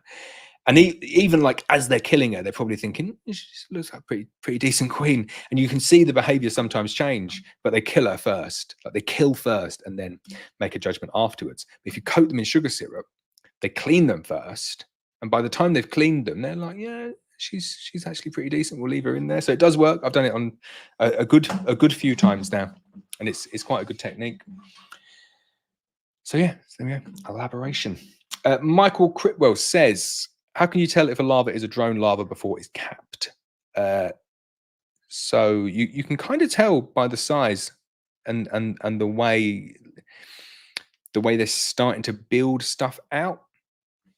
It looks like a bit bigger. They kind of like expand it out a little bit. You can't tell from the egg, and you can't tell when it's like a tiny little larva. But as it gets bigger, so maybe like day 7, day 8, day 9, you can start to tell that it just looks bigger than a normal worker bee larva. But early days, you wouldn't be able to tell. PK, that's your new name. PK says, "Hi Laurence, I found a couple of odd-looking cells in one of my colonies. Is that chalkwood?" Oh, we answered that one. I've got down to my WhatsApp. Right, so let me jump back to WhatsApp again and see if we can get any more. Oh, we do. Here we go. Marcus at Walker Bee Honey. Here we go. Labeling up jars by watching. That's weird, isn't it? I like your honey. Look at that. I bet you got a good amount of lime in that. Wow, that's very limey honey. Lime honey is one of my favorites. It's really weird, like seeing the picture on there of me doing a very silly face, and then me being here as well. Hello, but nice honey. I love that. That's good stuff. Next one says, "Hi, can you do a video or members video when you start to remove supers and condense them down with Apivar? Cheers." Yes, I will do that. No problem. Next, oh, I like these. They're nice hives. Are they like Langstroth? Didn't they do look like Langstroth? They're cool, and I love that. Oh yeah, that's totally what I would do. That's very neat notes, but I do like that. I've not even read your question. I'm just looking at your pictures. What was the question? Oh, here we go. Right, hello from France. Hello. Quick question: how far can a virgin queen fly? An unknown virgin queen killed my mated queen the other day. Had to kill the virgin and buy an original known queen cell. I'm not sure how far they fly. Cop out answer. I don't know. I would imagine a good few miles, and I think they've evolved to fly further and further and further to kind of get the genetic diversity. But I've never looked at how far they fly. I'm going to guess. I'll just guess a few miles. I would say. That's annoying. You say an unknown virgin queen killed my mated queen the other day. Do you think just a random virgin just flown into your hive? I guess it could happen if you've got like other hives, but other hives like close next to each other. But I'd say there's probably, sure, it's not a super seizure cell. Are there no cells or anything in the colony? That would be my guess. Or you're typing at the same time. Gonna come back straight away. I'm gonna jump off WhatsApp before you get on. I'll come back to that one though. Right, here we go. Buzz Stings and Bijou says, if I have a load of half-filled super frames that I don't want to extract, can I freeze them and give them back to the bees next year to continue filling? I don't see why not. But giving frozen frames probably not going to be the best thing in the spring. But defrosted frames, I just wonder whether they'll. I don't know. I've never tried that. You can definitely do it with cap stores. Works well with cap stores, like fully, like the correct moisture content. I've never tried it with nectar. But I guess half-filled super frames. So you're not saying like nectar. You're saying frames that are just not uncapped. I reckon that would work. Yeah. We did that one. PK. So Nick Will says, how do you deal with drone laying colonies? So if I've got a drone laying queen, and it's simple, I just kill the queen, put a new queen in, and that fixes it. If I've got laying workers, I really hate laying workers. There's loads of different ways to do laying workers. I think I'll still stick with the one that I would generally do, which is I'll just shake them out. I just shake the laying workers out. And the majority of the time, they don't impact the colonies around. Sometimes they do. That's the reason I'm not a massive fan of shaking them out. I do think it's for me, it's just the easiest way of doing it. Shake them out, clean the box up, melt down the frames, start again, take a split from something else. They're the two most common instances where you're going to have drone laying colonies. So the first ones are loads easier to fix. If you've just got a drone laying queen, kill her, start again. But yeah, shake out the laying workers. Steve says, now you say mine looks 5 years old, lid seems loose too. I've missed that bit. I think that's back to someone else. William Sharple says, hi, my bees seem to be backfilling the brood box, but not honey bound yet. I've taken the queen excluder off for now to try and encourage them to store in the supers. Will this work? No, they're just going to naturally want to backfill at this time of the year. So taking the queen excluder off is not going to encourage them to store it in the supers. It's just going to encourage the queen to go and lay eggs upstairs. So then you get like this topsy-turvy hive. I'd definitely put the queen excluder back on. if you're really struggling, all I would do at this point in the year is just take the frames of stores out and either extract the honey out of them if you can, or put them in the freezer, or just put them for storage somewhere out of the way that they're not going to leak, and just add in a frame of foundation be the best way. Chrissy says she's also super excited for the collab. I am super excited for the collab as well, but that's all we can say. PK is asked the same thing again, right? So I like PK's style, but I'm not going to click on the things now though. John says Pains do sell a top feeder as I use it on the one I removed the side feeder from to make into 8 frames. So yeah, I've got the Pains top feeder as well, but I really like the side feeder. I like the frame feeder in the Pains now. It's weird how you can go kind of full circle on something like that. DIY Pest Control says, hi Laurence, you previously stated leaving just the brood over winter with fondant. Do you still advise this due to less space to keep warm over winter? So I take my honey off, put my apple strips in, I put my ashforth feeder on, I feed with syrup, and I leave them like that. That's like my configuration. I will, if they're light, I'll feed them with fondant over winter, but it's like an emergency feed. I'll only do that if I've just not fed them enough in the spring. But I think as I've grown older and wiser, I just feed them enough in the winter. I just make sure that I feed them enough.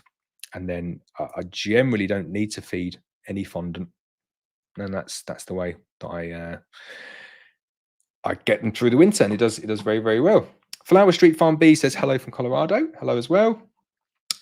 I'm just jumping through the PK chat there. Deborah Brady says, I'm treating my bees with Apigard. Can I use this on my nukes? So this was the one that I think I caused a bit of anger on the channel member video the other day, talking about my dislike of Apigard.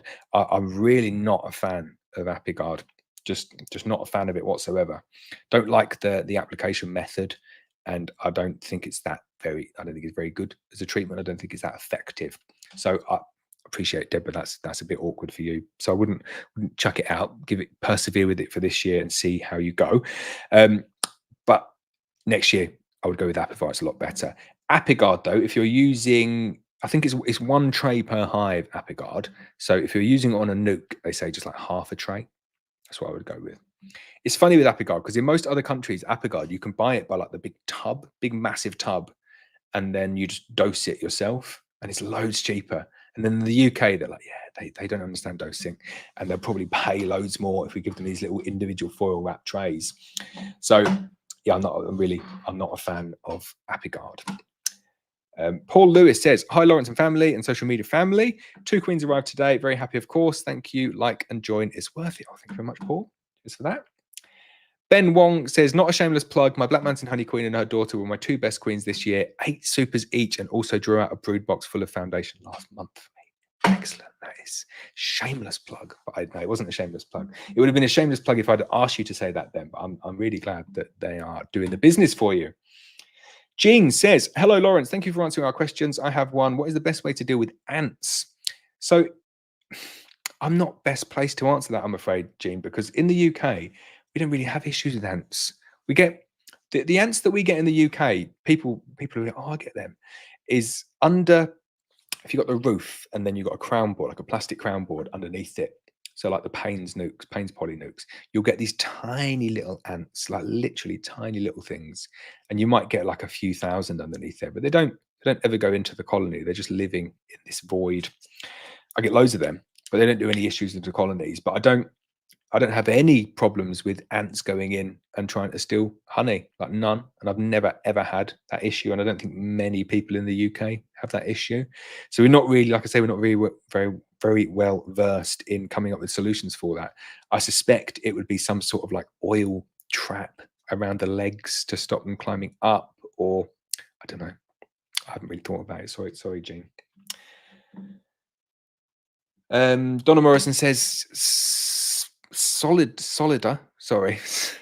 is being superseded. Poor Splodge. Yes, Splodge is being superseded. It is pretty sad. Tony Baker says, hi from Australia, mate. I can't not read that without an Australian accent. I read that as hi from Australia, mate. Sent you a beekeeping hack on Facebook Messenger. Love your channel. Oh, amazing. Sorry if I butchered the Australian language. I have family, a lot of family living in Australia and New Zealand. I am, believe it or not, quarter Kiwi. It's true. My granddad was from New Zealand. I'm also half German, hence the very serious face. Sorry if I've offended any German people out there. I can kind of say these things if I am from that country myself, aren't I? So I'm half German, quarter Kiwi, and then like a bit English and or a bit Irish, and then like a tiny bit English and zero Welsh. But I live in Wales, so my children are Welsh. So they're going to be even more mongrel than me. It doesn't really work. I always find that a bit weird in terms of where you live. Or sorry, where you were born is like your nationality. So it's not really a nationality, is it? But because I kind of see my nationality as like what your parents are. But then if they're just the nationality of where they were born, I don't know. I find it all a little bit confusing. But it is true. My daughters were born in Wales, so they are Welsh. There we go. Aaron Cornish says, "Gotta go. Got my basic assessment first thing. See some of you on Sunday. Good luck with your basic assessment, Aaron. Just remember that most of us would fail it, and it doesn't matter if you don't pass it. But what does matter is making some awesome pizzas on Sunday. That's the main thing." Matt Barrow says, "Hi again, Laurence. How harmful would you say Roundup is as farmers use it in the field? But I was at the hives at 6 o'clock blocking them while they sprayed the field." So apparently Roundup, no issues for bees. But I don't like Roundup. I don't like it. I think I'd be more worried about the impact of like me being there when they're spraying Roundup than the impact that it's going to have on the bees. Glyphosate is horrible, horrible stuff. It really is. And just lives there for years and years and years. I don't like seeing farmers spraying glyphosate. But I don't think it's going to have any short or long-term damage to the bees. I don't think. But yeah, make sure you're not there next time. Paul Longworth says, "Hi Laurence, which poly feeders do you recommend? I previously used large plastic rapid feeders and noticed lots of dead bees floating. Is this normal?" You shouldn't really get any dead bees in the rapid feeders because they've got lids on them. So yeah, I'm surprised that there's any dead bees in there. I highly recommend the Abello Ashworth feeders. Very, very good. Don't get the Swienty ones. Like I've got loads of Swienty ones and they are rubbish. Absolutely rubbish. They are designed for a top bee space hive, but everyone knows that the National is a bottom bee space hive, so you have to build the rims yourself and it takes ages and you can't do a very good job doing it. So just spend the extra money and get the Abello ones. Mick is trying to convince me again on here to send over a hat. So it wasn't, so just for clarity, Mick, it was, the idea was that if people sent me videos to do a hack, I'd post them on the channel and then the person who got the most views would win a hat. That was it. I can't send out hats for everyone who sends me videos because I get sent quite a lot of videos and there's only a few hats. But feel free to send me the video and I will post it. And if it's a good video, you might win a hat. Will says, "Hi sir, as the honey season is now more or less over, how would you sum up your season?" Oh, I like a reflective question like this. So spring honey, worst season ever. Summer honey, good to very good. Like really happy with that. Queen rearing started off slow, but then's actually been a really, really good queen rearing year. So very happy with the queen rearing. Queen sales, excellent, best yet, probably up like 30% on last year. And nuke sales again, up very, very high. So overall, like a great success. So again, I've offended other people, but no, it's been a really, really good year. What I have definitely get seasonal affective disorder. Remember what it's called this time.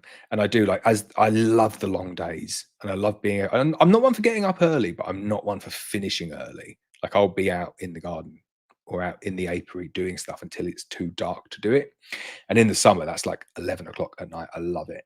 And in the winter, like I do struggle with it getting dark at 3:30 and just like, just get really like a bit depressed with it.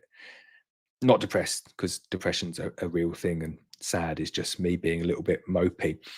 But since the bee business has become quite big, I really look forward to the winter now. And I love going and getting the colonies ready for winter and getting the apivar strips in and getting the honey out and getting the honey in buckets and just being like, and then not having the queens to send out, and the phone won't ring as much and the emails won't come in. And, I love all of that. I love speaking to people, but it is hard work.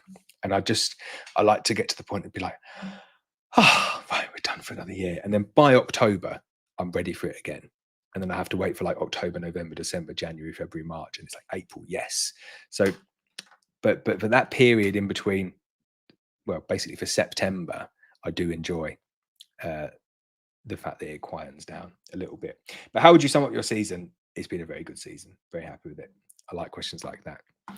Miroslava James says, hi, Laurence. Planning to follow your advice and get my hives ready for winter next weekend, 17th, 18th of August. Are you still doing the same this year, as everything seems to be a few weeks behind? So yes, definitely still doing the same. And it's really important to not be guided by the seasons like that and the change in the weather. And I know 99% of the time, I would say it's really important to be guided by the weather and guided by the seasons, and don't look at the calendar, but look at what's going on outside the window. But not when it comes to Varroa. Varroa seem to just do what they want to do, irregardless of temperature, irregardless of the weather, irregardless of the length of the day. You get to that point in the year, and there's just something that if you don't do it now, a few weeks later, and it just becomes too late, and you have this massive knock-on effect next year. So I could say quite confidently now, if you extract your honey on the 17th of August, your bees will do well going through. But if you delayed that until, let's say, the 15th of September, so if you went on for another month, there's no way you'd get more than an additional 1 super worth of honey. No way. And more likely, maybe half a super, and probably nothing, because you've got so many bees in the colony. Like, you always think they've got to create a surplus. It needs to be more than they need to kind of sustain themselves and the bees and the brood in the colony. And there's loads of brood still at this point in the year. So unless they're getting a surplus, the honey's going down. So you might delay it, and you've got less honey than you've got now. And with the weather at the moment, like the hives, you've got good crops on at the moment. So I just think it's wise to get in there, cut the season ever so slightly short, take your crop, get your treatments in, get your bees ready for next year. And I'd love to see the impact that it's going to have, because it's it's not only me saying to do this. Everyone's saying this now. Cut the season short. Don't put Varroa treatments in October. Go middle of August. And I think I'd love to see like some stats on the healthiness of bees as a result of people doing that, because I do think people, you will notice it next year, how good and strong and healthy your bees are, having cut the season short and treated for Varroa early. Cub Rider says, if a hive dies out, leaving drone brood in some brood frames, how can I reuse the drawn frames in nukes, etc., or should I destroy the lot drone layer with no disease? So I just melt them down and start again. There's no point faffing around with it, especially if there's old like dying brood in there as well, because you're just giving the bees a lot of work. And if it's dark comb, just stick it on the dark comb pile and start again. Zora says, hi, Laurence, how do you prevent wax moth in your stored frames, please? So we have it quite easy in North Wales, because we get a regular chill. So it doesn't go like crazy cold, but we'll always have a good couple of weeks below freezing. So the way that I do it is I store all of my supers wet. I'll take an upturned roof and stack up all of my supers, and then a proper roof on the top, ratchet strap everything together, plastic all the way around the edge. So I'm kind of saying wax moth can't get in. Very, very difficult to wax moth to get in there. What you might have in there is some larvae or some eggs already in there, and they start to develop. But because I leave them stacked outside, under shelter, but outside, they're kind of able to be chilled. So as soon as you get that good week of freezing weather, kills everything, and everything's dead. Now, I appreciate not everyone, you probably wouldn't even get that in southern England, the almost guarantee of even like 24 hours or 48 hours of good minus temperatures. And in Europe, you're definitely not going to get that. So in Europe, they need other treatments. And it is a shame. They used to have like Sertan B401, I think it was a good treatment. It was a bacterium that you sprayed on your frames, and then when the wax moth larva turned into eggs. I think the bacteria ate the eggs, or they did something. I don't know the science behind it, but it was really, really effective. And then it didn't get recertified. And then I think very briefly they brought out B402, which was like the reformulation of it. But then it didn't go any further than that. Or maybe B402 never got licensed, but it was supposed to be brought out. But there was an unlicensed treatment that people used for it. And I think a lot of people got caught out with that by the BMD, so they stopped using it. Whether anyone still uses it, I don't know. But there is treatments that are available for other stuff that you can use for that. But I'm not going to say their names on here because I get in trouble saying them. But we don't use it. Definitely don't use it, because if you got caught using it, you are in lots and lots of trouble. Chris Matthews says, "Hi Laurence, any tips on producing cut comb? Would you try and extract any uncapped cut comb frames?" So tips on cut comb. I'm not the best. I'm not the best with cut comb, I have to say. I've tried it a few times, and it's worked well. It's not the production of the cut comb that I find particularly difficult. Like the tips for cut comb, I'll say at the end. What I find difficult is the fact that the shelf life of cut comb is quite a bit more challenging than just honey in the jar, and then it doesn't sell anywhere near as quick. So if you're doing like chunk honey, it crystallizes straight away. If you're producing cut comb, I didn't like the plastic containers that it went in. So it's like it was more the sales side of it that I didn't get on with, and the education to the general public as to why it's good and all that kind of stuff. But I did find, like when I did it, manly combs I found were the best to get the right size chunks. So the good big chunky manly frames, thin foundation in the middle, and then you're almost like replicating forced swarm conditions to get them going onto it, just massively condensing colonies down. That's why I find for a lot of people do it on the heather, and I think it works well on the heather, because if you've got colonies where, say, you've got a colony with 4 supers on, and then you take the 4 supers of honey off, and then you put like a super or 2 supers of cut comb frames on there, and the bees are just like, oh, we've got nowhere to move, and then you take them to the heather and you get a flow. Like that's just like the perfect conditions for cut comb, which is massively overfill the boxes full of bees. And they do really well on it if you get a nice flow, but you do need a strong flow to get them to do it well. But the nice thing with cut comb is that it doesn't need to be perfect. You don't need perfect frames. It's not like section comb. You just cut the good bits out and then press all the rest of it out, which you would do for heather anyway. So you'll follow it. Would you try and extract any uncapped cut comb frames? So no, I would just kind of stick them in the press at the end. I definitely wouldn't try and extract it. It'd be nearly impossible, I think, to balance the extractor once you've. Okay, so you're saying extract the uncapped cut combs. Now, yeah, you could do that if you just had whole frames and you had other frames that you could extract alongside it. You could just extract them out. That should be fine. Might get a few blowouts if it's fresh wax, but it would work, I think. Tyrrell's Honey says, "Hi Laurence, last time you mentioned that you never cross-contaminate as you only go to one apiary one day, therefore no need to change the suit, etc. How do you do this if you have multiple sites, i.e. 7? So for me, I do have multiple sites, but I don't go to each one each day. So if you're going to multiple sites, then I would just do the very best that you can. If you've got multiple suits, probably a good idea.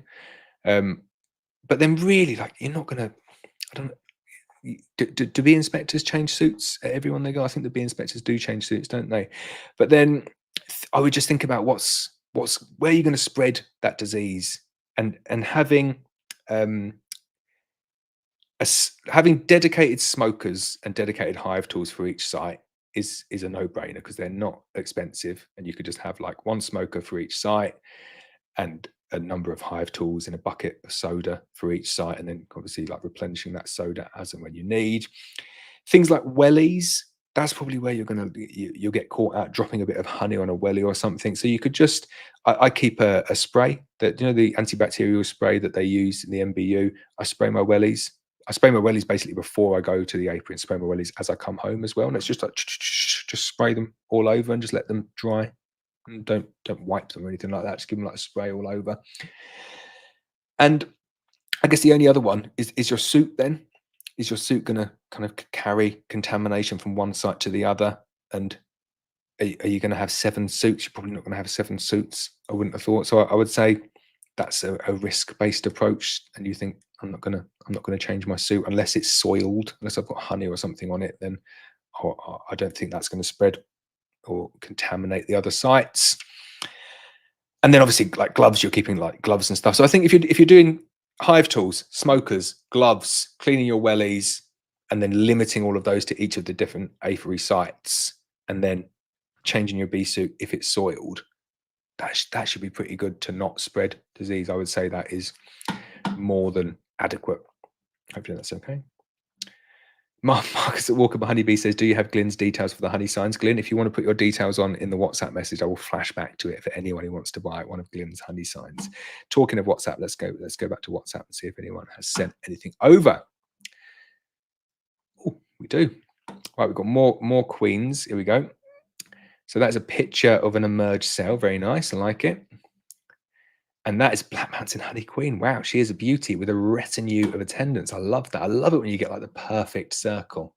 This one here is wrecking it a little bit, but that is a very nice circle of attendants there. Beautiful queen.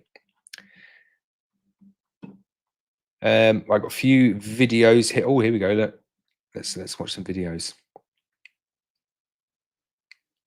Oh, nice. Someone's got calm bees. We like that. Look, I like doing the taps. Beautiful. And you've almost got the French flag in there as well. I think, is that the French flag? You've got the blue, the red, the white. Very patriotic. So look. Oh, nice. I love looking at boxes like that when they're just like bracing it up and you think, oh yeah, there's going to be some serious honey in there. Very nice. Let's have a look at this one.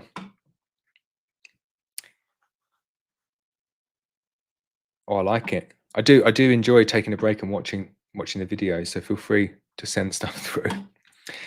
My 2 nukes accepted. Rattle can paint. Ignore the color scheme. Oh, I like that. It's cool, isn't it? I like the lines. I think you sent me this in a WhatsApp, didn't you? In terms of orientation, it would be good. I think they would like stuff like that, like big bold stripes in 2 different directions. It's a good idea. I like how your apiary is ever expanding. It's cool. Nice WBC hive as well. Very nice. Right, let's go back to the question. I think we're getting close to the bottom there. Robert Thomas says, do you wash your jars when bottling, or do you trust that they are clean from the supplier? So we buy pre-sterilized. That's what the health inspector said to do. We had our re-inspection about 2 weeks ago, and we got 5 stars, which is very good. Robert also says, have got about 68 jars of 340 grams, which was 3 supers so far. Very nice. Oh, so he also said, my queen's turned up today, done my last splits for the year. It looks like I will end up with 20 hives this season. Excellent. That's good expansion. Zora says, is it worth having top and side insulations when having open mesh base? So only the top is the important one. So top insulation, don't insulate the sides, because if you insulate the sides, then the water will potentially condense above the cluster. But if you just insulate the top, don't insulate the sides, then the warmest part is the top, which means that it will condense on the side walls and then track out of the hive without touching the cluster, which is very important. Chester says, super on top or below existing supers when adding new foundation super. I don't think it matters. Honestly, don't think it matters. I generally stick them on top. Steve's Honeybee says, have you found it difficult doing your live in the apiary videos, filming and inspections at the same time? I hope to try to do one at the weekend. Yeah, really difficult. The biggest one is reception. And I think people expect seamless. So we pre-record them now. I've not done one for a while, actually. I should probably get one done. I've just been too busy doing stuff. But yeah, it's good fun. Some people not able to do and talk at the same time, and I probably include myself in that category. So you see me there just like doing stuff and not talking.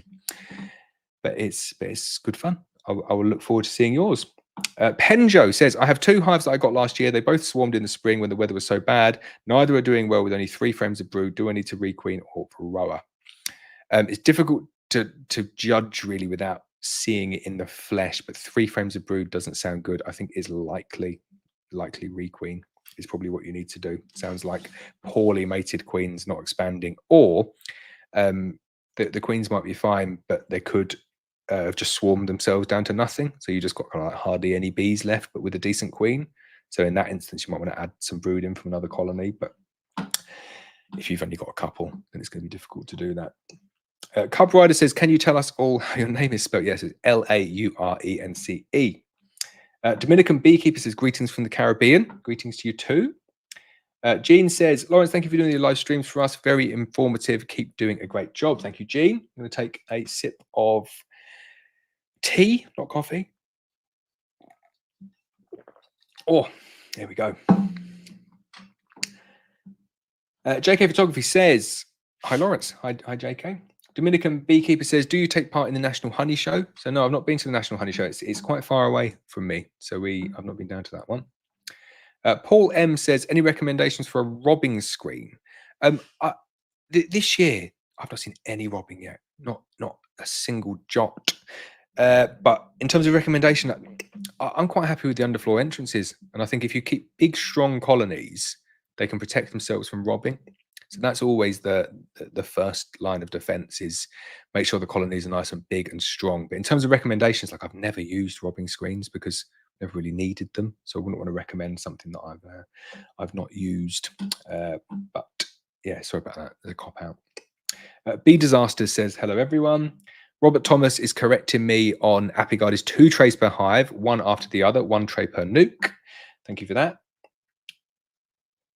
Glyn Burnett says, what about Appy Life VAR as a treatment? So I can't comment on its effectiveness because I've never used it, but I've read the list of ingredients, which is just like some a blend of essential oils.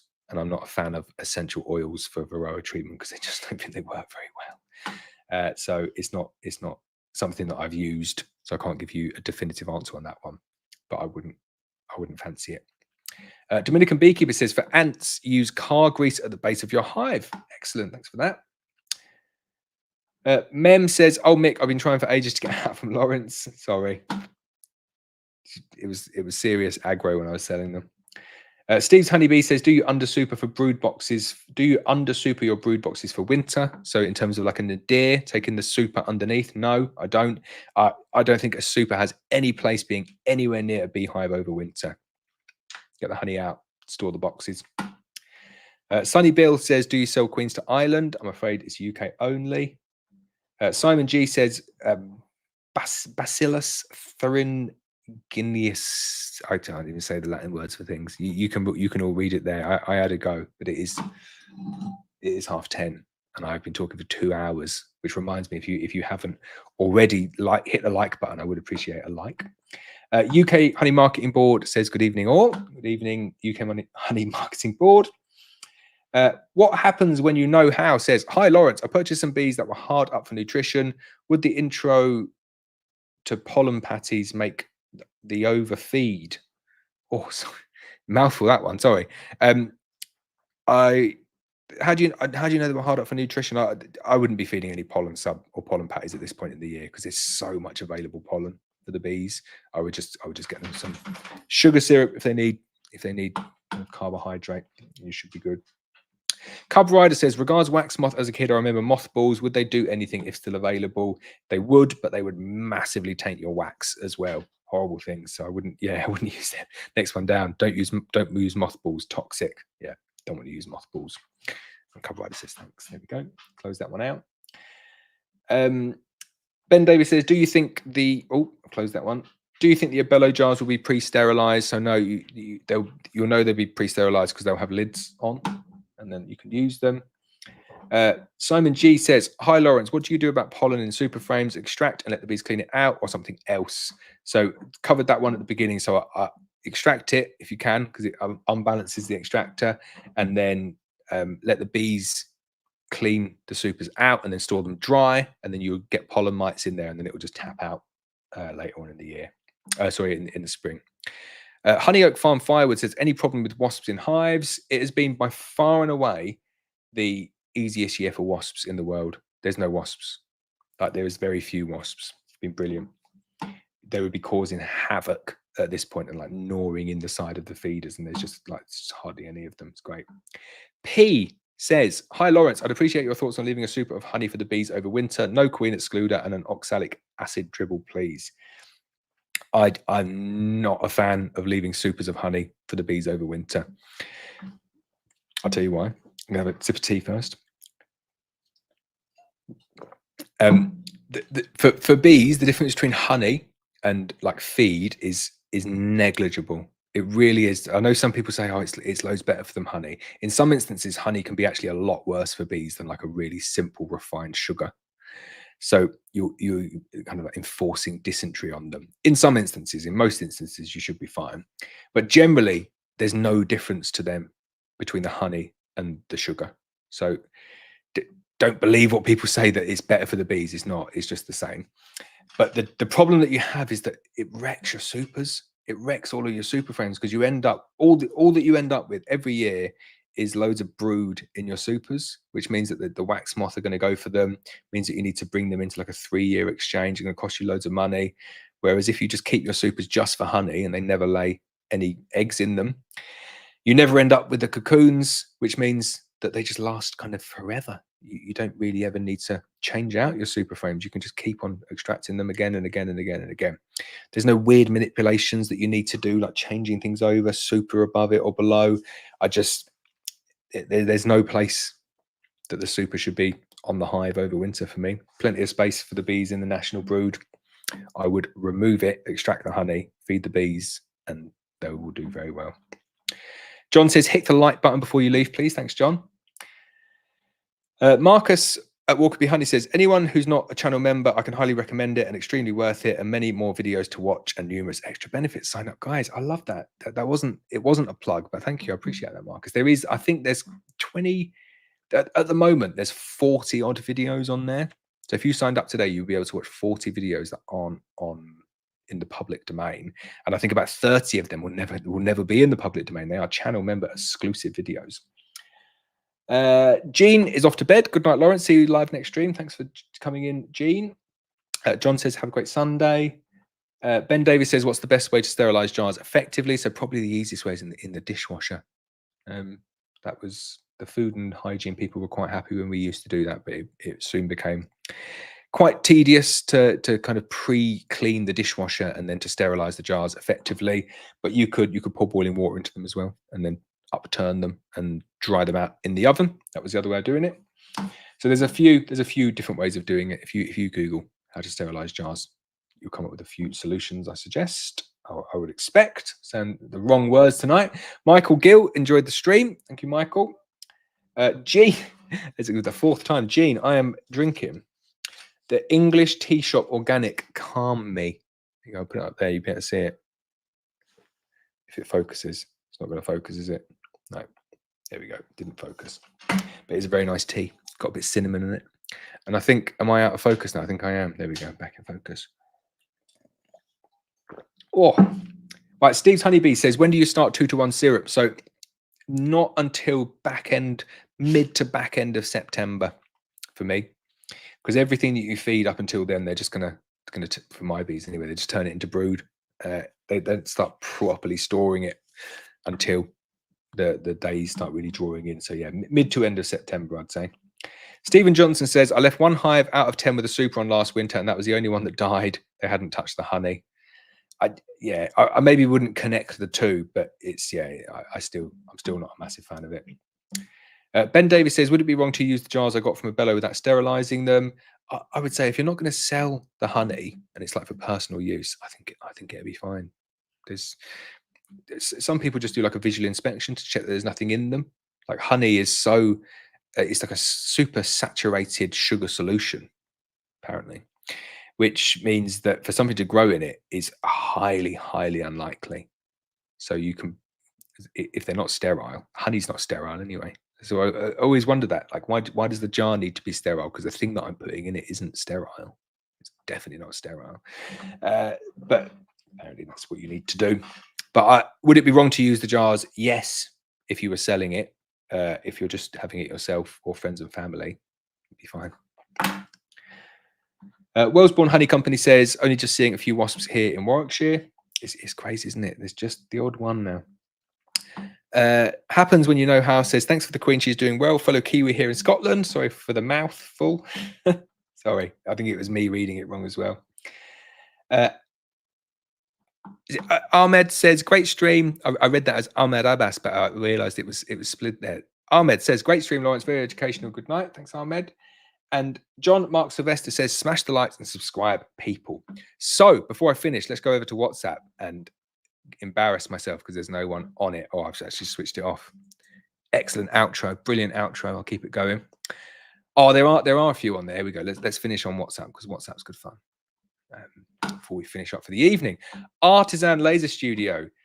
That's for Glyn. So if you want a nice laser engraved honey for sale sign, you can go to artisanlaserstudio@gmail.com. There we go. Feel free to advertise stuff on my live streams. I don't mind. It's fine. Next one is, oh, nice brood frame there with some pollen interspersed. I like, what are these? What frames are they? They're homemade frames. Very interesting. I love to see something new like that. It's like a full-size homemade frame with no spacer.